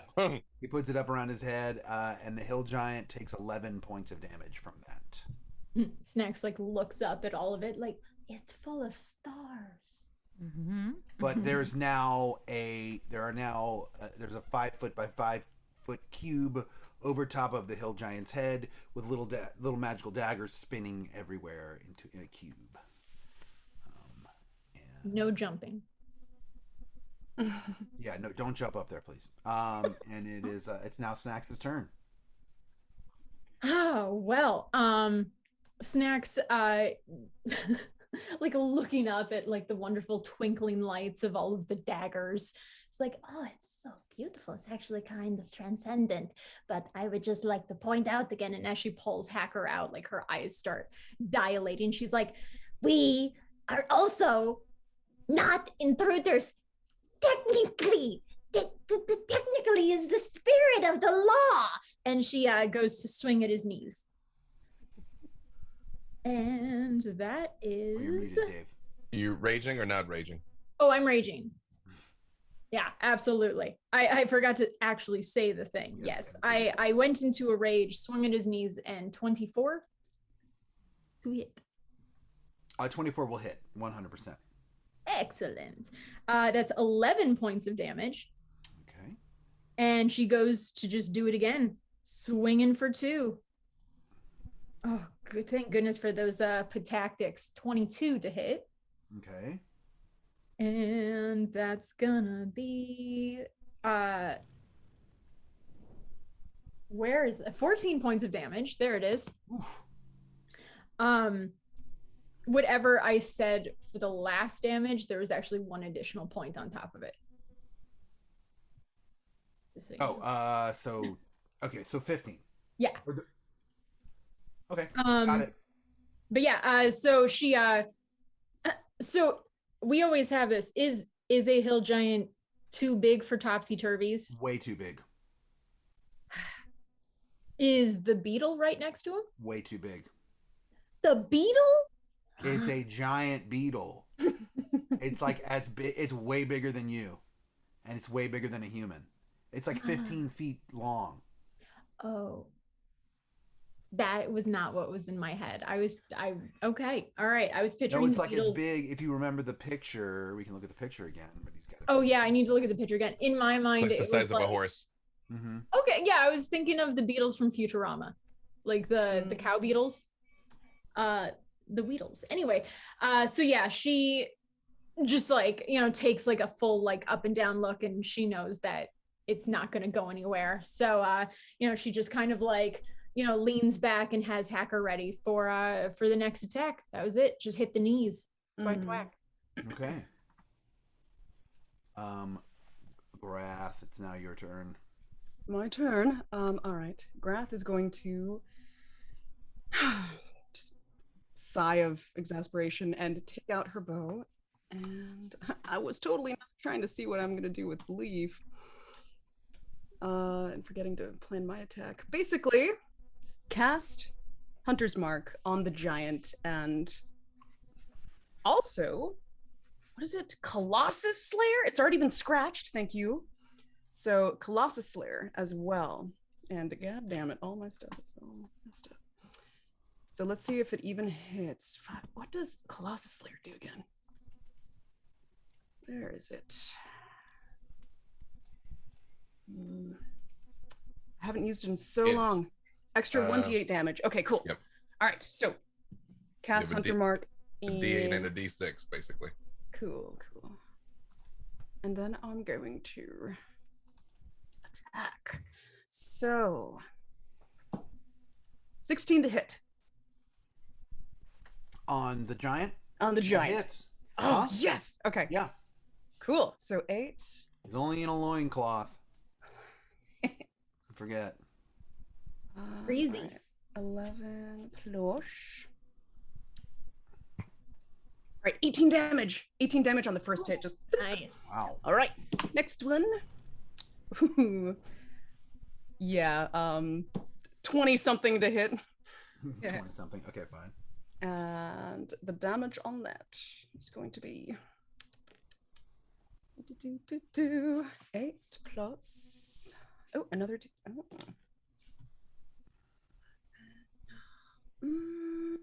11 on the second hit. 11 misses. Or 11 damage. Oh, 11 damage. Oh, yeah. The okay, hit sorry. roll was like 20 something, so I know it already Right, hit. right, so. right. Sorry. Just like 11 damage. Okay. That giant, you guys are really laying into the giant. It's not looking happy right now. It's now Leaf's turn. Leaf's turn, yeah. Let me. Ooh, haven't played a monk in years, but I'm gonna try my best. All right, so Leaf just here we go again, and gets ready for combat. Before, like, Leaf is close to who right now? Within 30 feet of who? Leaf's pretty much within 30 feet of everyone because you guys are in a hallway, a passageway that's maybe 20 feet wide in this spot. Right. He's going to sink back into his meditation and cast Emboldening Bond on Javi, Grath, Snacks, and Thanato. Okay. If they're within range, so he just... And then basically now, you can add a d4 to your attack, ability checks, or saving throw once a turn now. So nice. Just boosted y'all a little bit. And how far away is that hill giant? What's the name of that ability? I want to read it to see how it interacts. It's called I scrolled way too far. Emboldening Bond. Yeah, that's it. Perfect. Thank you. Lovely. Yeah. So that's like his first action. And the hill giant is I mean, you're basically, the hill giant is in melee combat with Snacks and Thanato. Right. But it's definitely within your movement to engage it. You know what? No, he's got it. All right. Leaf is gonna just dash forward and engage this giant, and let's do flurry of blows. Just That like sounds like something. Sounds like something he would do. previously just very unmoving and very focused. Now he's just like right in action, just like only almost mindlessly, just a machine of fists fighting this giant. And flurry of blows, let's see if this hits. Okay, 22 to hit. And then it's gonna be, wait, how many? Hold on, yo. Flurry blows. 1 key to make 2 unarmed strikes. All right, I'm gonna use a point of key to do another one as well. So 7 plus, oh my God, this is so complicated, but I love it.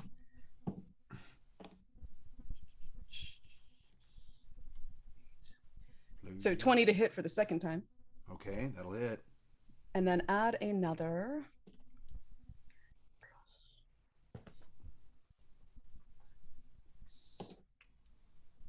8 points of damage. Just okay. All right. Not looking great, but definitely still alive. Hobby, your turn. Okay. So Hobby is going to first hex the Rhino Beetle thing. Okay. As that's her bonus action. And so it's going to deal an extra 1d6 necrotic damage. And also I'm going to choose a strength to give it disadvantage on ability checks. And is it just ability checks? Yeah, disadvantage on ability checks. Strength. But not combat checks, or? Doesn't say. Okay. You can let us know. Okay. Gotcha. And then she's going to whip out her brand new magic missile wand. Oh. And she's going to use it at 3rd level so that she can use 3 darts at a time. So that's just using 1 charge? Because you look how they have charges. Yeah, there's 7 charges, and it's like if you use 1 charge, it's at 1st level, but if you use 3 charges, it's at 3rd level. Yeah. Okay. It's like gives you 2 extra missiles, so you have 5 missiles total. Okay. Yeah. That by heart. Is that how it does it? Sure. I mean, it could be wrong, but that's what's in my head. Yeah. Okay, so I'm gonna roll damage on that. Yeah, so that'd be 5 d4s, I think, or 5 d6s.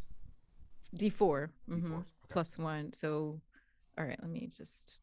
Okay, so the first one was total 5, and then let me just roll 4 more all together. 3. Don't forget that you got your bond, I believe. Oh yes. What does the bond do again? You add a 1d4. D4 to attack rolls, but it doesn't matter for magic missile because magic missile hits automatically. Oh, didn't know that. All right. Okay. And then so total damage is 16 from all the missiles.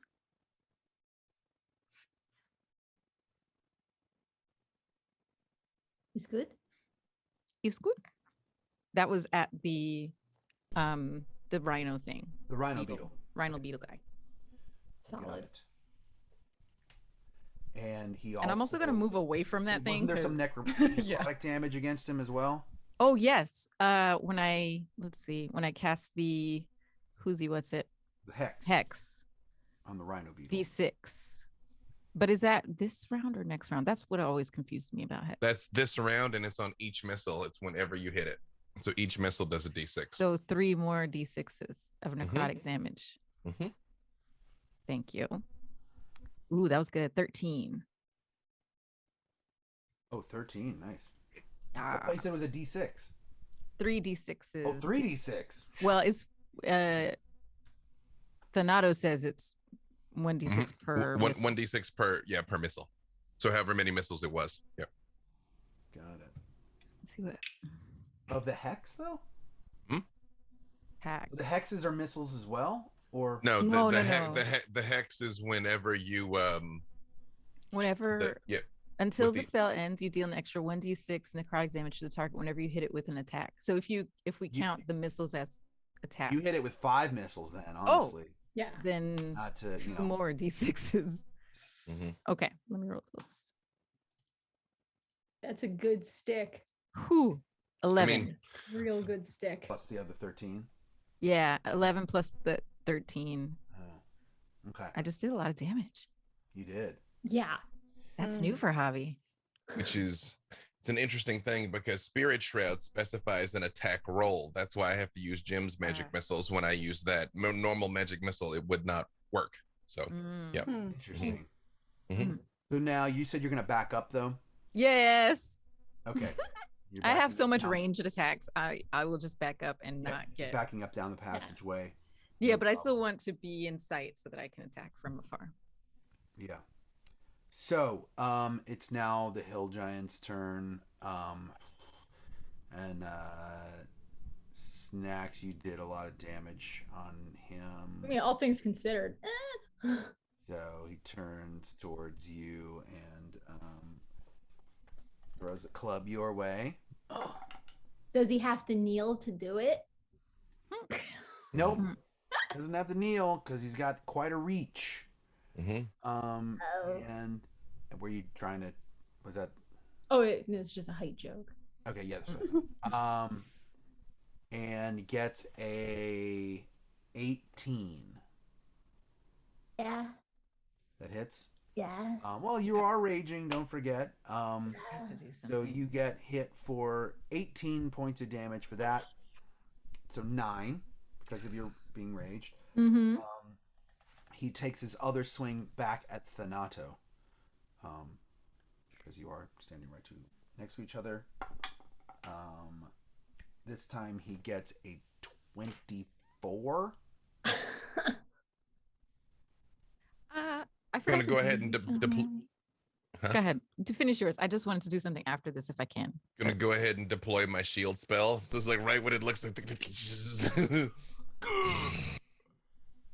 That makes your armor class 25. 25. Yep. Ooh, okay, good. Well, Yep. Okay, so now it is the Beetle's turn. Can I just ask something real quick? Yeah, please.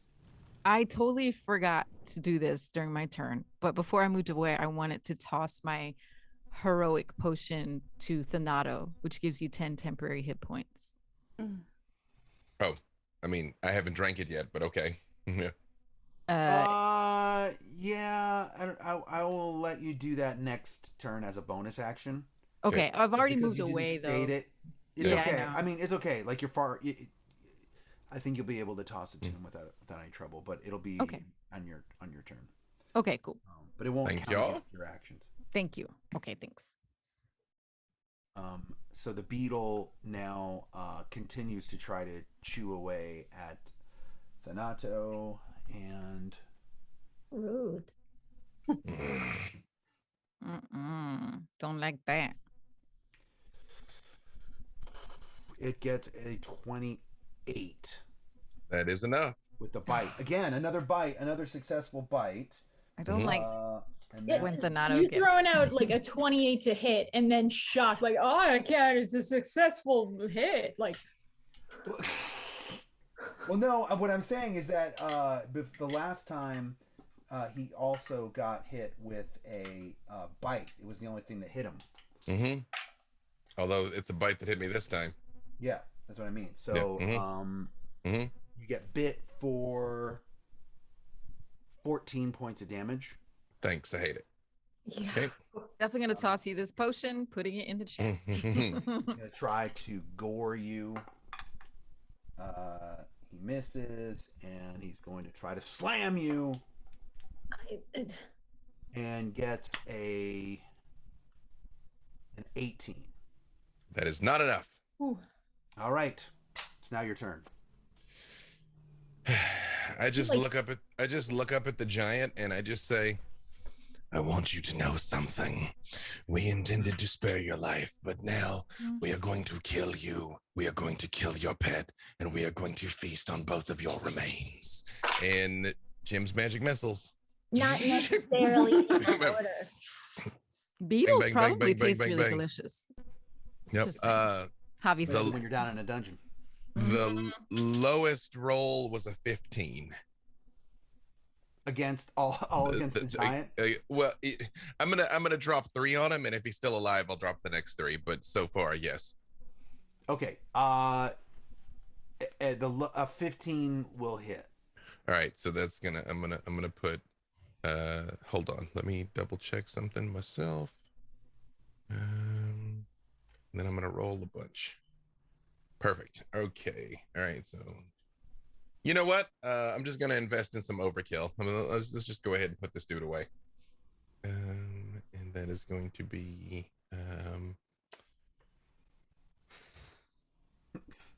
okay. Waiting. Yep. Sorry, it's a lot of dice. I'm using the old D&D Beyond for this. Crazy number's gonna be. You know, but I mean, I roll a lot of dice, but then I roll poorly. So we'll see. We'll see. This guy's personally offended me, though. This is one of the rare attempts. I attempted to show some mercy, attempted to show some diplomacy. Mm-hmm. He wasn't interested, so hey, death it is. Legally bound by the contract. Oh, you're gonna be bound by a much higher authority, friend. I'll die with a clear conscience knowing I didn't break my contract. 79 points of damage. At least you'll die. Yep. I die justified. And he dies. Mm-hmm. Yep, exactly. And then turn and look at the Rhino Beetle. At the Rhino Beetle, yep. And I'm going to there's actually not a lot of other stuff I could do. Because I'm not interested in sparing that giant's life. He could die. Yeah, okay, then that's nope, I'm not even going to try and move behind Snacks or anything, although Thanato is clearly bleeding profusely. and that's it for me. Okay. Cathartica, we'll say, actually held her turn because she was supposed to go next, and I jumped the gun on that, and but it is her turn now. And Cathartica actually realizes that you are hurting, and so it's her first instinct to cast a spell on you to heal you. So she actually casts Cure Wounds on you at 4th level. Actually, hold on. Because Snacks, you've taken some damage as well, right? No, I mean, yeah, I'm fine. Well, I'm just trying, but she has seen that, so.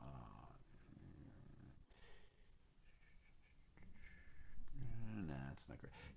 She casts at 3rd level, then she casts Cure Wounds on you, Thanato, and you get 17 hit points back.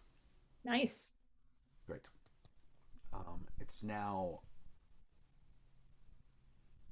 Cassius's turn. If you recall, he cast Cloud of Daggers the last time, so the giant moved, so the Cloud of Daggers is now just floating up there in the sky where his head was. I don't think he can move it, so he will. He's got a lot of spells, this guy. He's gonna cast Thunder Wave at the Beetle, and the Beetle needs to make a con save.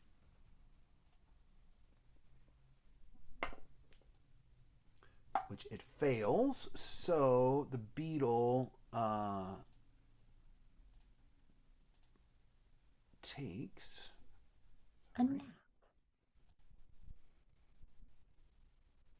23 points of damage. So the Beetle has been thunder waved. Nice. And it is now Snacks' turn. Whew. So question, Thunderwave, did that push the Beetle away? Do I have to chase it? It failed its saving throw, therefore, yeah, it's pushed 10 feet away.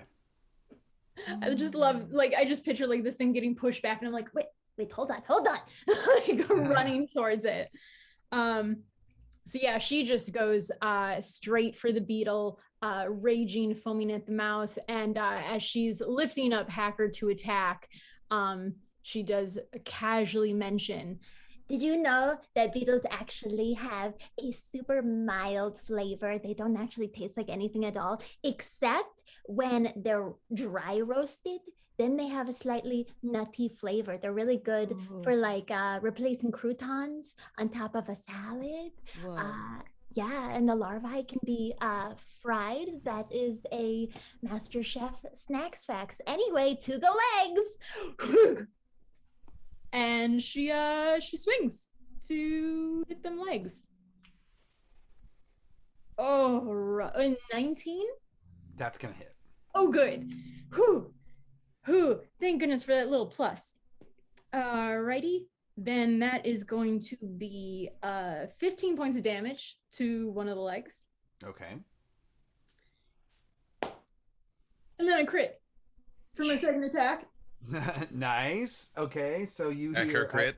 As you crit, you hear as an explosion of confetti goes everywhere, all over the very confused beetle. Great. Right out of the laughter comes right out of your axe. Okay, so yeah, she flips Hacker and in her hand and does a full wind up and hits for 32 points of damage. The beetle is looking like a roach that you stepped on once and somehow it's still moving for some reason. That's kind of what that's the motion that this beetle is going through. It is Then how that 32 points of damage happened is that she instead takes Hacker and instead of the sharp side, she flips it for the flat side and just slams it like trying to crush a big bug. Just, but it's still, it's got its little legs, so it's just like a little bit flatter. Right. Yeah. A nutty flavor. Yeah, actually, some of it comes out and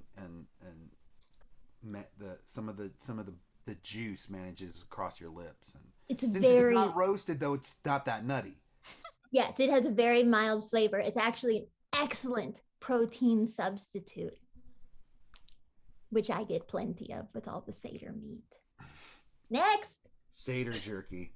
I believe it's Grath's turn then. All right, I'm going to Grath will be focusing more on her, like as she casts or shifts Hunter's Mark over to the beetle, she's going to focus and activate Sharpshooter. So that's, I believe, -5 to attack rolls. God, I'm forgetting everything today. -5 to attack, but if I hit, +10 to the damage. So she unleashes the first one, and 10 + 10. 20 to hit. 20? Yeah. Even with -5? Nice. Yeah. Amazing. Here we go. And then, so the damage on the first arrow flies into this beetle. It's going to be 11 + 10, 21 points of damage for the first arrow. She's just like finding all the cracks, and it's like, tell me how it dies. Oh, okay. Oh, geez. So this thing's already been like mostly flattened by snacks. Okay, so this thing like is slowly trying to like get back on there and like go for an attack, and Grath just like hones in right into like some of the breakage in between its little carapace or whatever, like its wings or something, and just like right into where maybe like a vital organ is, and right into the beetle, and it just and crumples dead.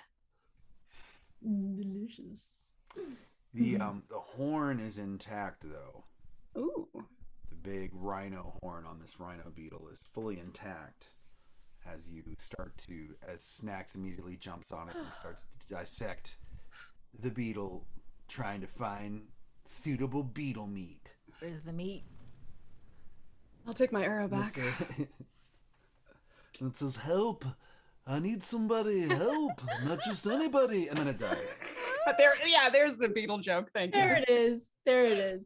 You ask for your arrow back, but Snacks has the arrow and is using it to like sear like some, or like to stab some pieces and using it almost like a corn on the cob, like Actually, you can keep that one. I got plenty.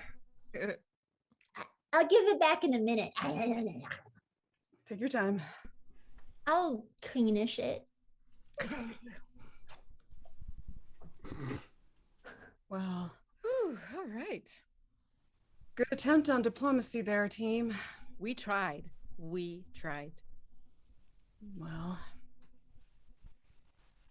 You do notice, Javi, that there is a contract sticking out of the side of the dead hill giant's loincloth. Oh. Oh, his belt. Thank you. Yeah, I'm definitely gonna walk over to that giant, and I actually was gonna ask if I search the body for any cool things, and I'm gonna check out that contract as well. Javi, what name did he actually sign? What's really his name? I like to look and see. Is it Reginald? Is it Edgar? Bartholomew? It better not be Gartholomew. My old enemy. Your current enemy. He's still alive. He's around. Despite my best efforts. You notice on the contract that actually, could you make me a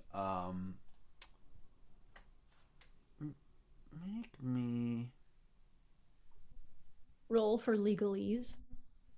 I'm trying to think of what the best role would be if you're trying to like analyze a contract.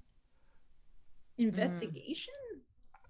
I'd say history. Yeah, that's what I was thinking. Yeah. I was thinking history. Make me a history check while you check that contract. All right. 15. Find like 9 loopholes. Yeah. He easily could have gotten out of it, but he goofy. Figure it out. That's how they get you. And he did indeed sign his name, Hill D. Giant. Oh. So We just had a really good guess. yeah. Javi is going to relay the loopholes to you all, that there are so many loopholes. And then she holds the contract to her heart and just says, I just sometimes get really sad when I think of what could have been. You know? A hill giant bard in some tavern somewhere. R.I.P., buddy. R.I.P. But nice. Snacks takes like a scoop of the like gelatinous parts of the inside of the beetle, and she's like, Pour one out. R.I.P. What you do notice after you're searching the body and looking around a little bit, that due north of you after this combat, there is indeed another double door. Yes. I will show you. Due exactly. north. So it's from the south. We're approaching it Search. from the south. I realized he wasn't wearing much, but search him, search the beetle. Yeah. I played a lot of MMOs that for some reason, like bugs can have cash on them. Don't ask me why. So I just, yep. Okay. Oh, I'm searching the beetle. Like, just You find 4 potions on the beetle. No, I'm kidding. I will say, normally this isn't my thing, but I said I would. I just like yank a leg off the beetle and just take a bite out of it because I told this dude we were gonna eat it. I'm like, Oh. Okay, but you see what I mean? It's a very mild flavor. It's really nice. And I know that you don't usually eat, but if you did, excellent nutrients. you know, you're right. It is surprisingly neutral that you wouldn't expect in a place like this. Yeah. It's like you could use it like a cauliflower substitute when you were just trying to add some weight to a dish. Yes. But beetle slime. Yes. Yes. Like a sauce. Yeah. beetle calzones are amazing. There doesn't appear to be any treasure on either one of them, although you get the feeling that, you know, the giant came from somewhere, so you could probably follow their path back to where his chamber is, and maybe look for Also, not gonna be regarded. You made a point that the horn was intact, so I do inspect the horn. Yeah. It's just very nice. Like if you were to get like a scarab beetle like that's this big, it's just the horn is just very extremely hard. Like you feel like maybe you get a desire to take it back to the fortress later and perhaps show it to one of your compatriots there who might be able to fashion a weapon out of it. So, That's nice. Snacks has like her back feet on the face of the beetle and is holding onto the other one. Is like,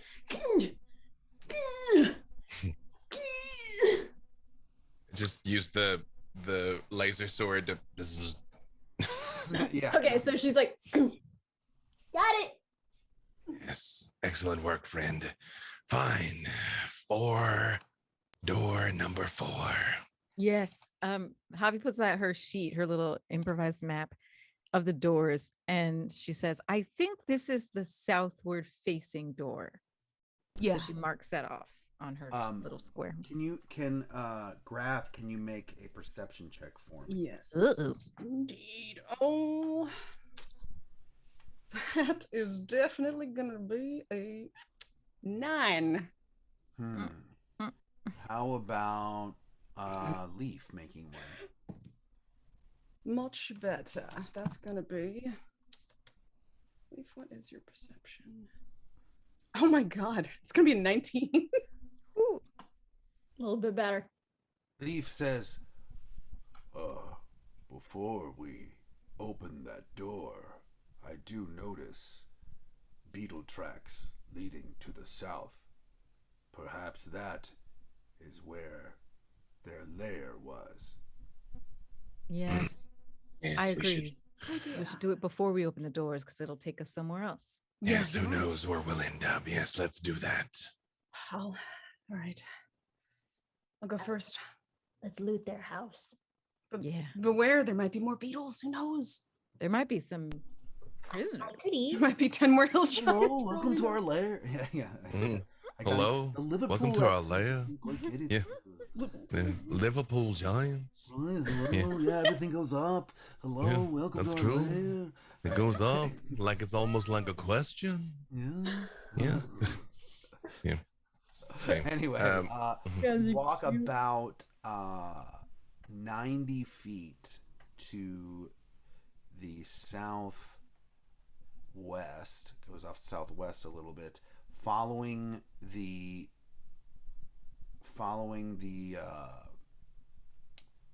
tracks into this room. Hold on, 14. If you stick to strictly following the tracks, there is a chamber off to the left, but the tracks clearly go to the right. Mm-hmm. So following those to the right, you end up here. Sorry. Right here, room 14. So many rooms. And you have actually entered from what the way I've put this map is it looks like you're entering from the south. Mm-hmm. You're really, I mean, you are entering from that south door, but it's deceiving because the chamber sort of snakes its way to that entrance. But that's where you enter. You're clearly in a lair. There's a litter of bones and refuse everywhere in a portion of the cavern. There's a large black rock that rests in the middle of the chamber, and next to that large black rock, there are 4 boulders. I'll hit the ritual detect magic again. You don't get any magic. The rocks. Nothing off of that. I point that out to the people. Those rocks. There's something about. I don't like the way those rocks are. existing. I'm very neutral about rocks. I've not been on my experience with you before now, my friend. Is rock neutrality has not been it. Large, normal ones, I guess. The small, shiny ones are nice. Can I tell from here? Can I see? I guess I want to just do an investigation check, like general, on the rocks and the boulders. And what I'm specifically wondering is, are they from here? Where they moved from a different place? Are they just the large black rock in the middle that appears to be, maybe he uses that as a table, and the 4 boulders that are piled near it definitely feel that he moved them there. Interesting. But giants are known for throwing boulders. So he may have just left that chamber while making his rounds and just didn't bring his boulder with him. There's your first mistake. And are the boulders like lined up in like what orientation are they in, placement wise? There's 4 of them, so there's 3 in a triangle, and the 4th one is on top. Oh, I see. Okay. Oh, it's like a little pile. Okay. Okay. Yeah. So I'll say I think it's just this is. But make me an investigation roll if you don't mind. Okay. Sure. I always forget I don't have great investigation. I need to work on that. But oh, I rolled a 7. Okay. Thought it was a 15. Nope, 7. You want to use a fate point? We got 2 of them. Yeah. Probably a good time. Sure. All right, actually, you know what? I'm gonna go over and look with you as well. Great. Yeah, maybe. All right. Should we both do then? Sure. Okay. Oh yeah, you see some, and I do. I got a 13. Well, we'll see. I got a 21. Okay, and you used a fate point to. I did. Yeah. Snacks, you see that you go over and look at the boulders, and you realize that it seems like there's something hidden inside that triangle of boulders, but the 3 round boulders are against each other. There's the boulder on top, and you kind of like you're looking in through, because the boulders are not perfect, so you can kind of see through.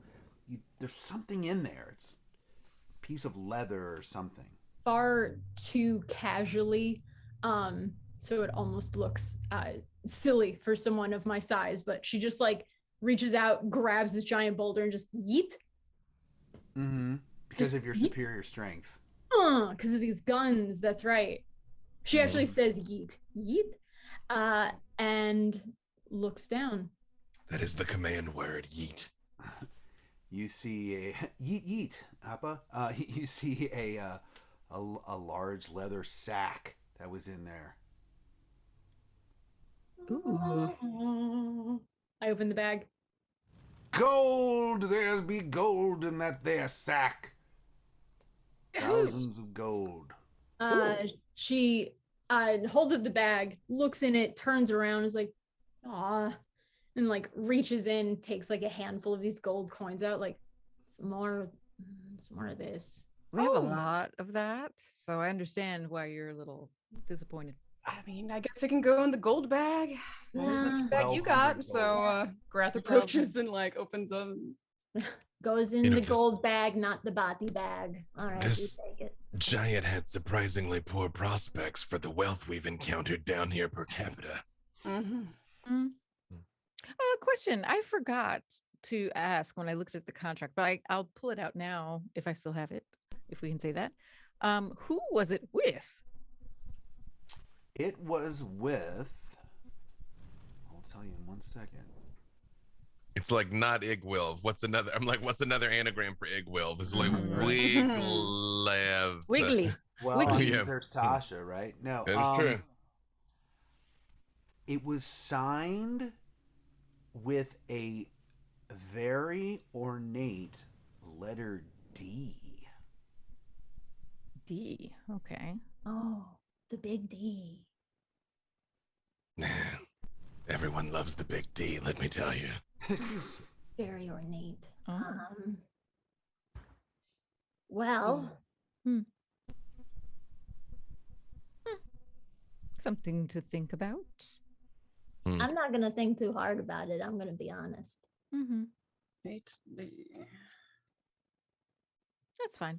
Okay, just thoughts. I roll it back up and should I? And actually, I'm going to ask this out loud. Should I actually have this contract? Should I hold on to this? Do you all think? Absolutely. I feel the librarian is the best one to hold on to it. It Okay. seems right. I had a moment of fear for a second, just like, what if someone finds it on me and then it incriminates me? I'm just thinking so legal because of the hill giant. Right. I think no, it's it gonna was- be quite clear that we are the source of the hill giant's current predicament. Yeah. Yes. I don't think anyone's gonna think that you're Hill D Giant. No, not that. It's silly. It's fine. Okay, what were we doing? Looking at if things? anybody finds it on you, you're probably already dead. It's true. Thanks, Snacks. It's no big deal. Don't even worry about it. Yeah. Unless you're worried about like your reputation. No. The annals of Oh, history. that never crossed my mind. Well, Grath is gonna, as everyone's kind of talking, she's gonna just walk around and check these little alcoves around the giant's room. Okay. You don't find anything of note other than like I said, in one corner there's scraps of bones. In another area there is I point the bones at to Snacks. Snacks. he used another area for toilet area. Probably don't want to approach that too closely. And that's about it. Okay. Well, we found where the giant lives, but there's another little path leading out of here too. To the north, it seems it goes. Yeah, at least peek to see what's over there. We don't want to get too far off, of course, from the door, but at least have an idea. See what Sure. As you peek up, the hallway goes for about 30 feet and then turns to the left, so you can't really see where it goes from there. Well, we know for sure where a door is. We're never Yep. coming back here, team. I mean, we've been going in circles literally for weeks. But I mean, it's worth poking just a little further ahead, I guess. Just a little, and then we can dash back, right? Mhm. Yep. We know the way we came. Who's and we gonna know it's clear. poke? Not me. I'm not the I'll stealthy poke. boy. Yep. I will still. Okay. As you look around the corner, you realize that you see yet another one of those square rooms with the fog entrances.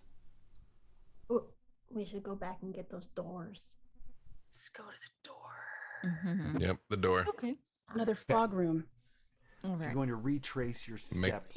Make a note. To the southern door. Which, as I will show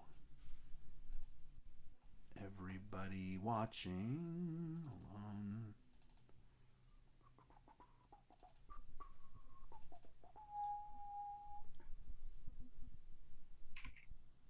Door. Just to be. Yes. Just since we haven't seen one since last week, if you can show the doorway picture. The door. You see another identical door to the three that you have already opened. Yeah. They're riveted iron doors. Each door is 9 feet wide and 21 feet tall. The hinges are set into the stone. Each of these great doors must be at least 1 foot thick, and if they're anything like the other three you've opened, they're about a foot thick.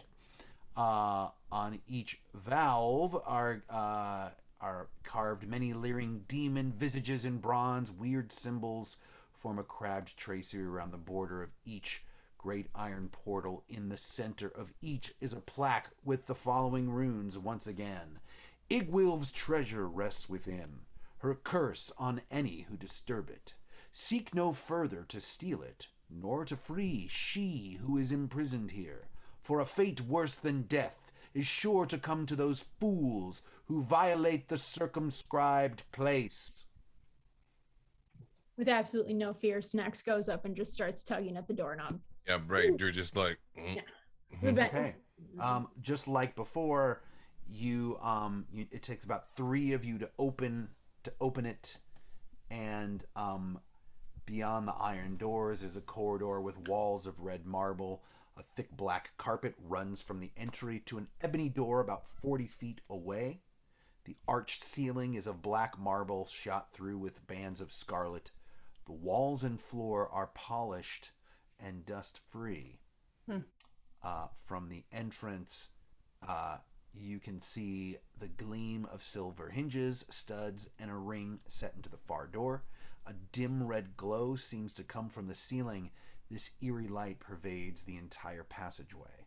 And to paint a picture for new viewers, they're in this very damp cave where the walls are practically dripping, but looking into the hallway, everything is completely dry and pristine.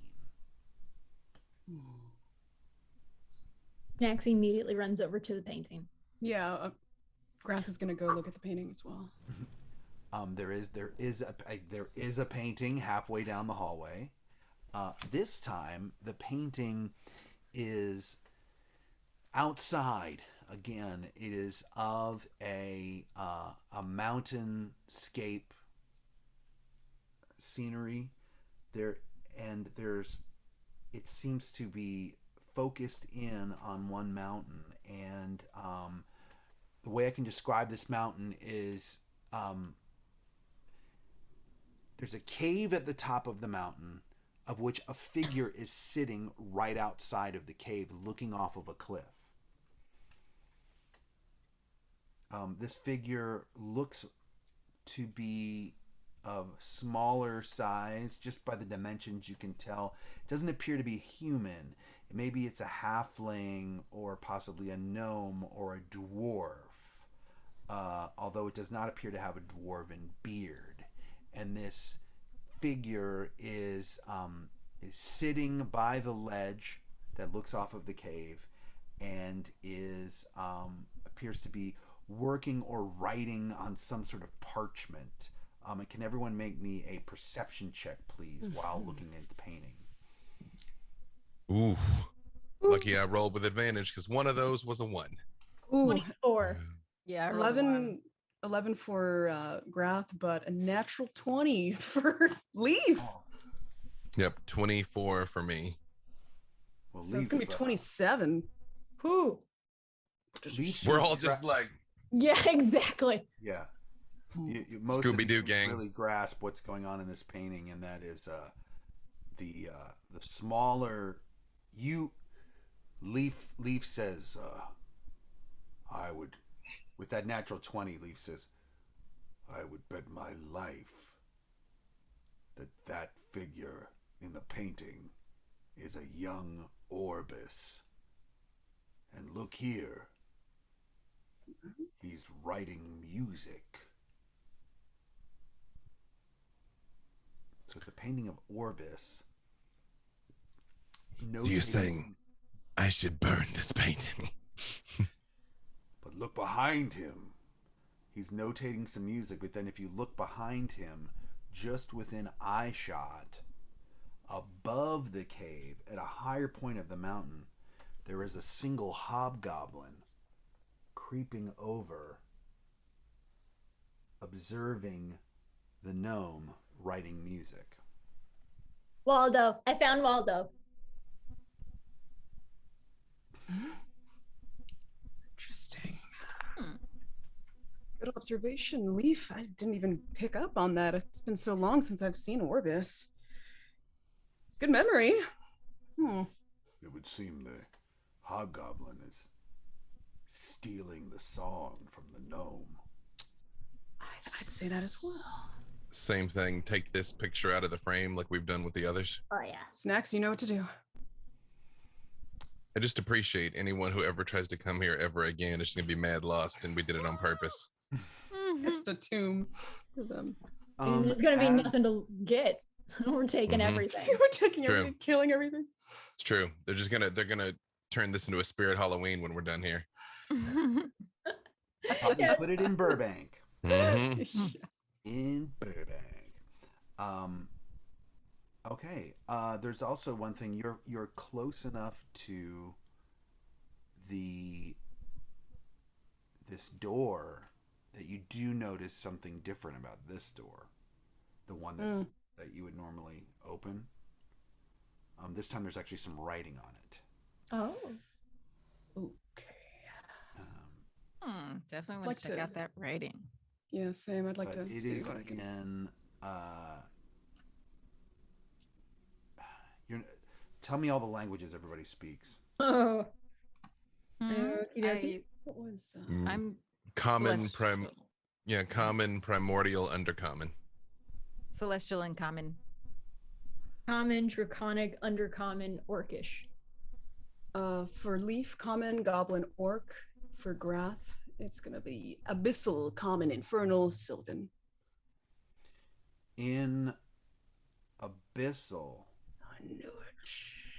It says, "Be bold." Okay, so I read this out loud. Be bold? What is this? Like That's what it says. It's an abyssal. This is where on this is it written in abyssal? On the door at the end of the hallway. Be bold. Oh no. Just do it. Yep. Are we ready to be bold? Is this the last one? That's not bold. And I open the door. Yeah, I know. Like Snack. Yeah, we're like, yeah. Yeah, open the door. It takes Just 3 like- to open the door. Like Snacks and Thanato are just doing it, waiting for anyone to like pull up the rear. Sorry, I just laughed at chat. I saw that too. I just saw a chat for a second. In abyssal, it says, "Live, laugh." Oh no, we've fallen into the. Is there pumpkin spice in here? We're in the basic dimension. In infernal, it says this. It says, "Home sweet home. This mess is a place." Just throw it off. Boom. Yep. If you sprinkle when you tinkle, be a sweetie and wipe the seedy. In celestial, it says "Po buddy's nerfect." Okay. No, but just like the 3 other doors that you opened before, there is a flash of golden light and then you see a brief flash, and you are now inside yet another square chamber where there are only 4 exits: north, south, east, west, surrounded by fog. Okay. So the exact same sensation happened to you yet again. But do we have any indicator if this is the fog room that we just saw adjacent to the room that we were already in? This is the fog room that you started today's adventure in. Okay. Where you ended last week. So this is you recognize it as the room that if you go south, you're going back into Azur's room. So we go south. No. It's longer than it's been longer than an hour, that's for sure. Be bold. Okay. So we're back. That's where we went. And we've gone in every direction, I think, in this room, right? Because north was the last one. I think this is not go north yet. Oh, we haven't gone north? I thought no, because you went south and then you went around and then went out of the chamber the other direction, the blue dragon's chamber. Okay. But actually, you haven't gone. So you originally got to this room last week when you took a zigzag passageway so you entered the chamber from the west. You went south to the blue dragon's chamber, and you have not gone to the east or to the north yet out of this chamber. Okay. Okay. Well, So we go south. No, not yet. This is another Snacks. This is another room that you marked, I believe, in your own. Oh, is it? Well, I mean, it's been a while. I could go again. Wait, you already marked in this room? No, it's been marked. You know what room you're in. Okay. Well, all right. East. To the east. And there's not an east in the song, so I guess it's Oh. To the north then? What's the other option? North, I think. North, south, east, or North. west. You've already gone south, and you've already gone west. Okay. All right. The north then, right? How do you all feel? Southwest, southeast, northwest, and southwest are the options in the song. But I think that Javi figured out those are the doors that you're entering to get to the center chamber, not these teleportation rooms that you end back up in.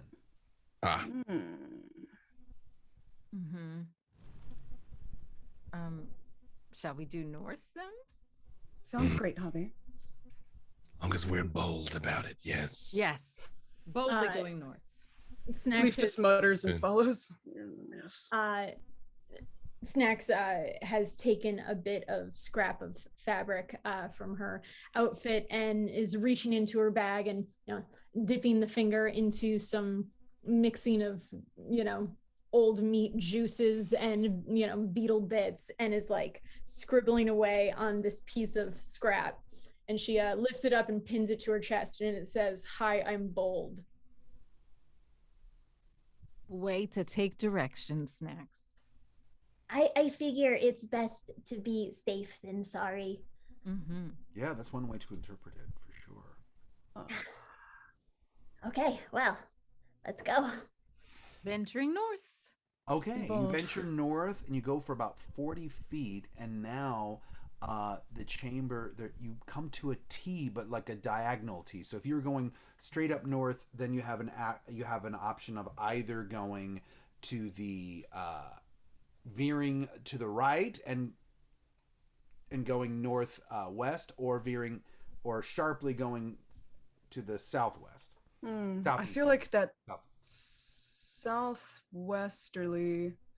Yeah, it's sharp turn. It's either going southwest or northeast. I'm sorry, to reverse that. West or northeast. That southwest thing, I think that might loop over to the east option of the original room. Okay. Shall we check? Yeah. All right. I'll peep ahead. I'll just kind of like stealth ahead in the sharp left turn to see if it loops back. When it actually doesn't loop back, what happens is you come to it goes for about 60 feet, and then it opens to a rather large area. I come back. Actually, I was wrong. There's like a big area over there if we wanted to check it out. Yeah, I could look. Okay. I could look pretty good. Snacks follows Grath and does like a peekarino and looks into the room. Okay. I would like to give it an ocular pat down. I like to call this room 19F myself. Ocular pat down. What's that? Classic. Yeah, I know, 19F. What are you going to do? So that you came from... Yes, you came from the lower arrow on the right. Oh, on the right. Okay. So you're now in knowing everything that you know. You don't have to roll any checks on this.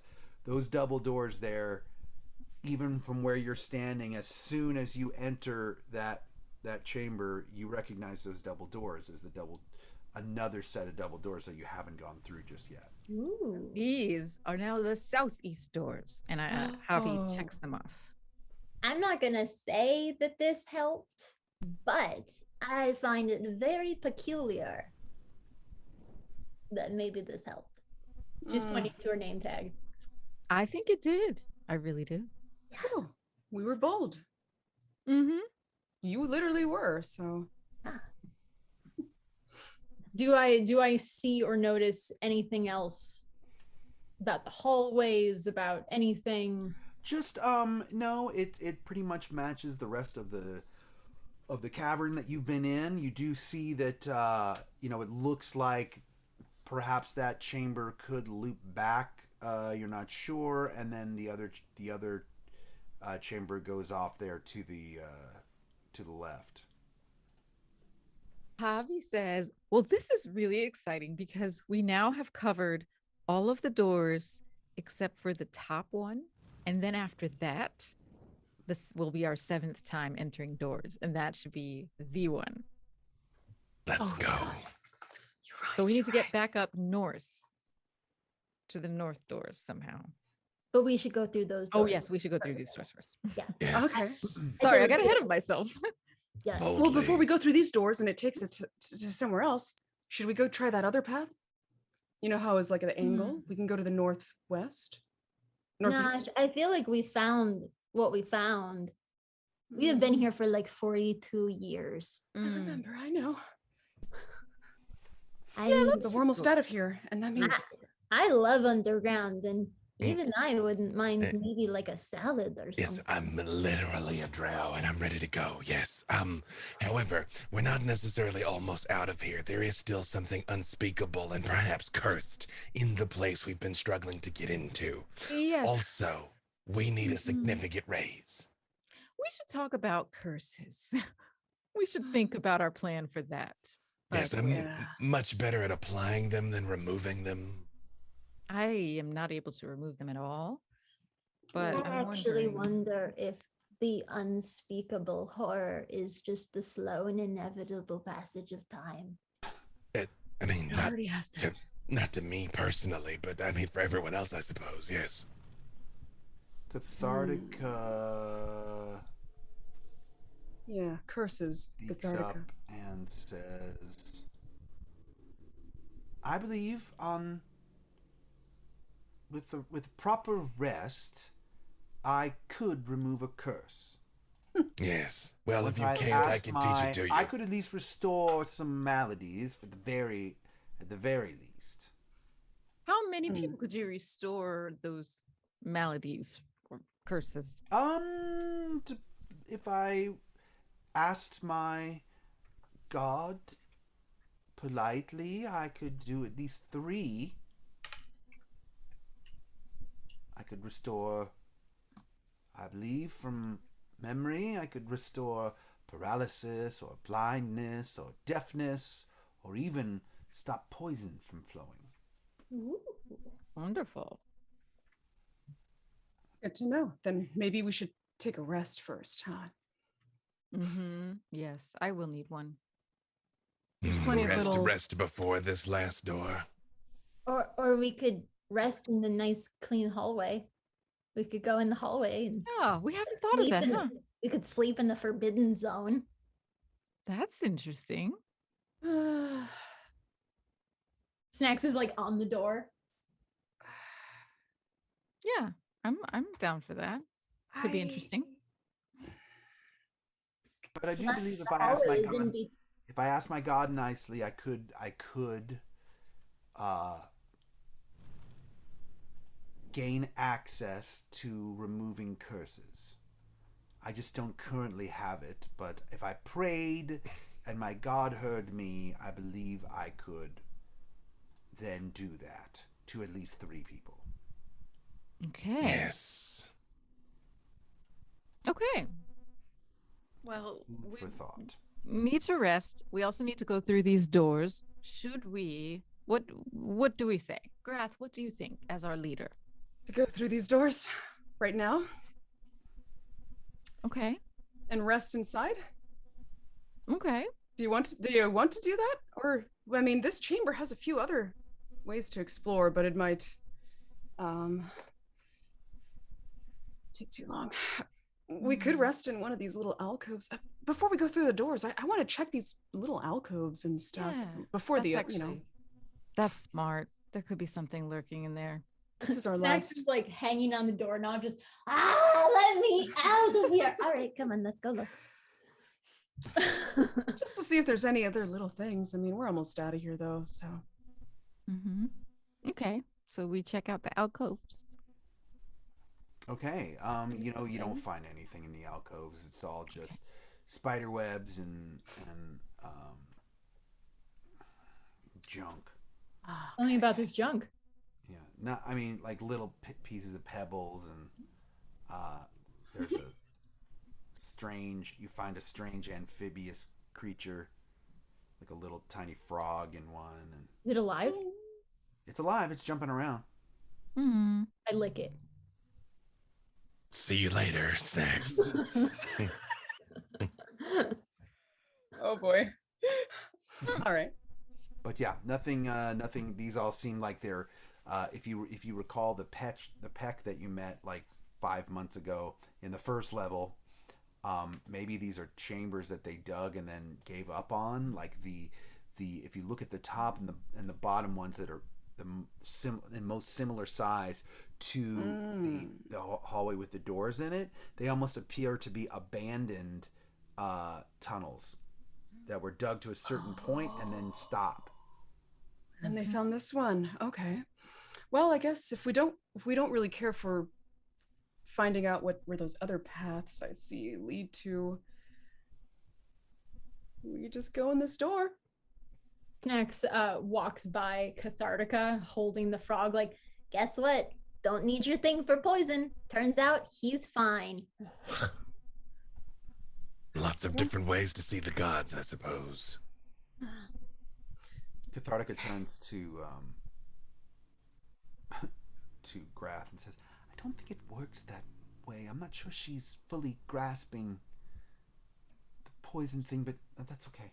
She's just doing it in her own method, and it works. Seems to work. So it's kept us alive this long. So. Yes. Who am I to question? Snacks turns around suddenly. Be bold. Onward. Okay, you're at the doors once again. They look go. the same. They have the same poem. Igwilv's treasure rests within, her curse on any who disturb it. Seek no further to steal it, nor to free she who is prisoned here. For a fate worse than death is sure to come to those fools who violate this circumscribed place. Let's go. Okay. Go and try to open the door, and Leaf joins as well. And once again, it's the same, appearingly the same hallway. Nice black carpet going down the middle, and the polished floor, and the polished walls, and the arched ceiling with the red glow, and a painting in the middle. And is this where you would like to actually take a long rest, you're saying? I guess we'll do a long rest in here, huh? Are we gonna try and rest in the portal room or whatever? I think that's what everyone wanted. Yeah. Worth a shot. Different. What's the worst that can happen? A lot of things, but I'll be awake, so that's fine. I know. Let's do it. Okay. So here's where we're gonna end today. We're coming up on 4 o'clock, so you guys will take your long rest. You can examine the painting next week that is in this hallway, and we're really close. You've opened 5 out of the 6 doors. Woo! Exciting. Doing great. We've got a lot of people to thank really quick. Thank you guys so much for donating. You're really what helps keep this show going is your donations. They help pay for it to happen. So thank you so much. And your subs as well.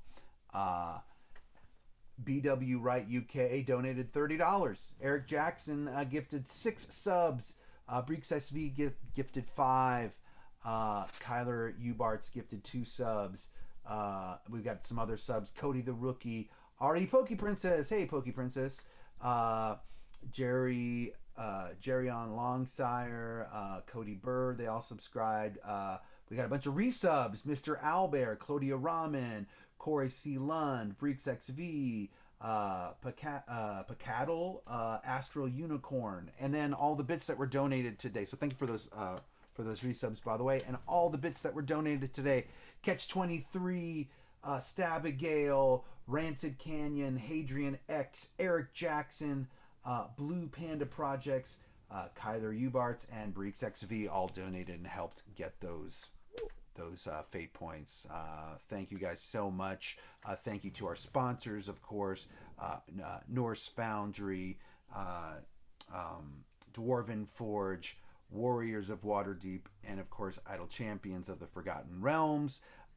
We'll be back next week with a full party, and who knows, maybe next week you guys will get to the middle of the chamber and find out who or what is inside.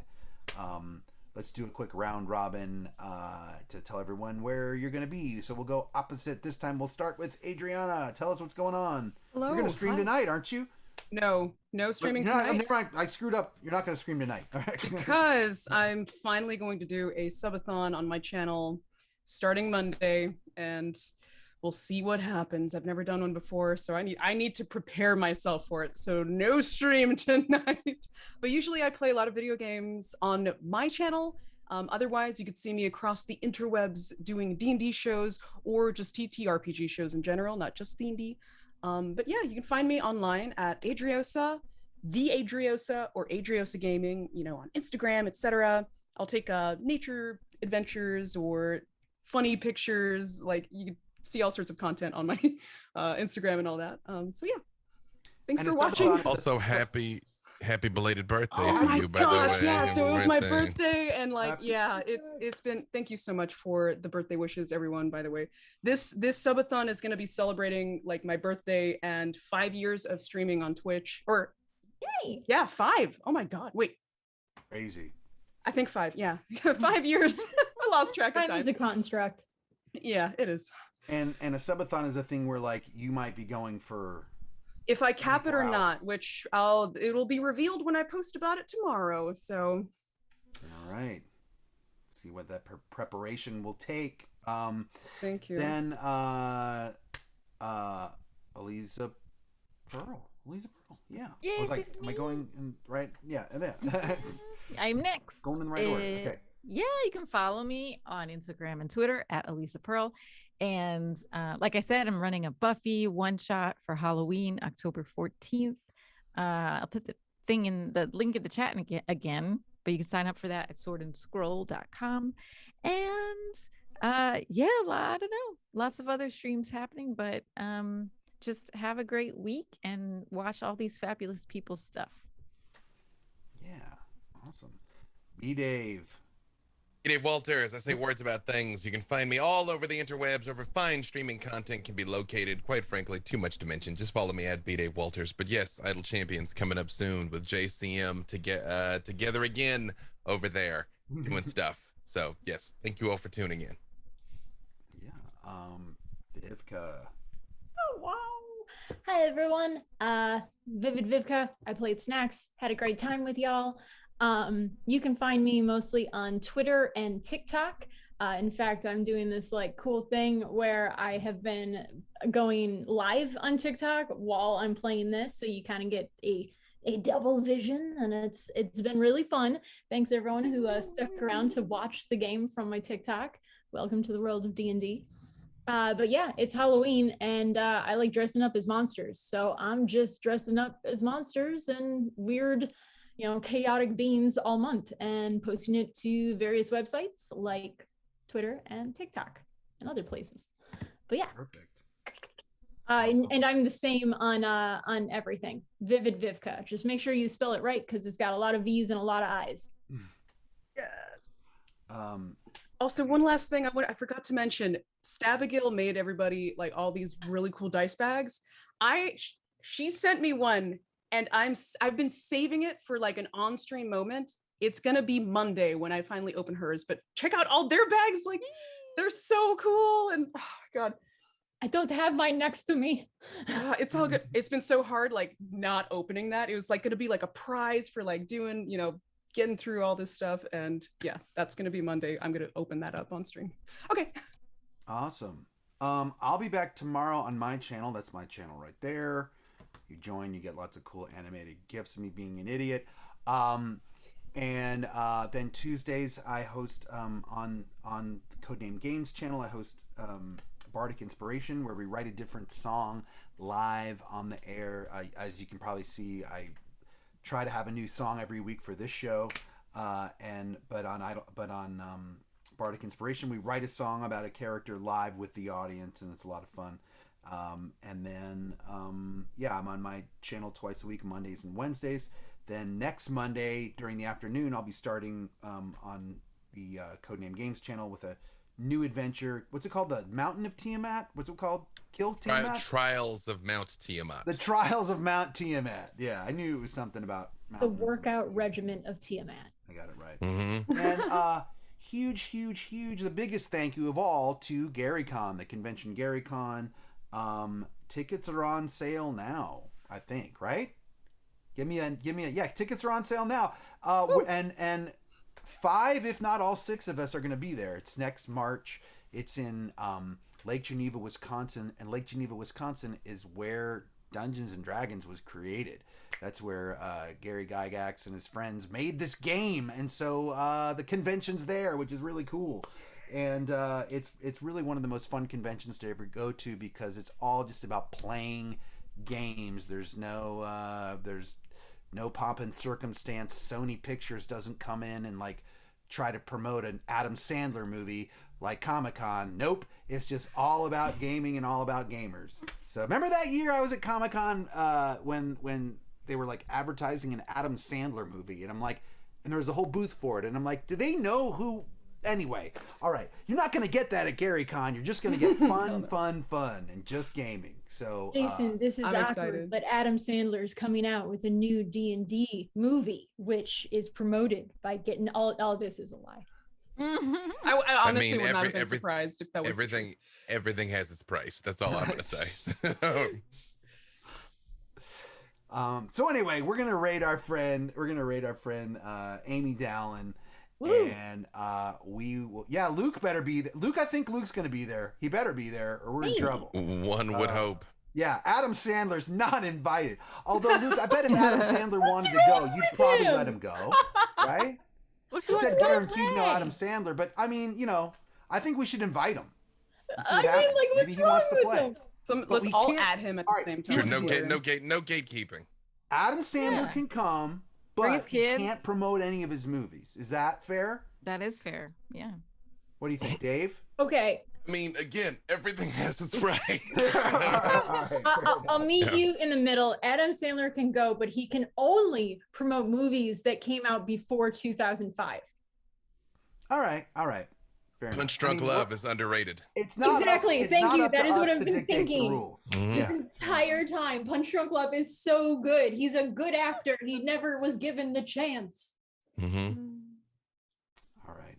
Yeah. I didn't realize I had such strong Adam Sandler feelings. I did not mean to turn this into like a weird Adam Sandler discussion. All right, everyone, we're all going to be back here next Sunday. See you at 1:00 next Sunday, and we'll see you on the web all before that. So thank you, everyone. Let's raid Amy. Here we go. Thank you for watching.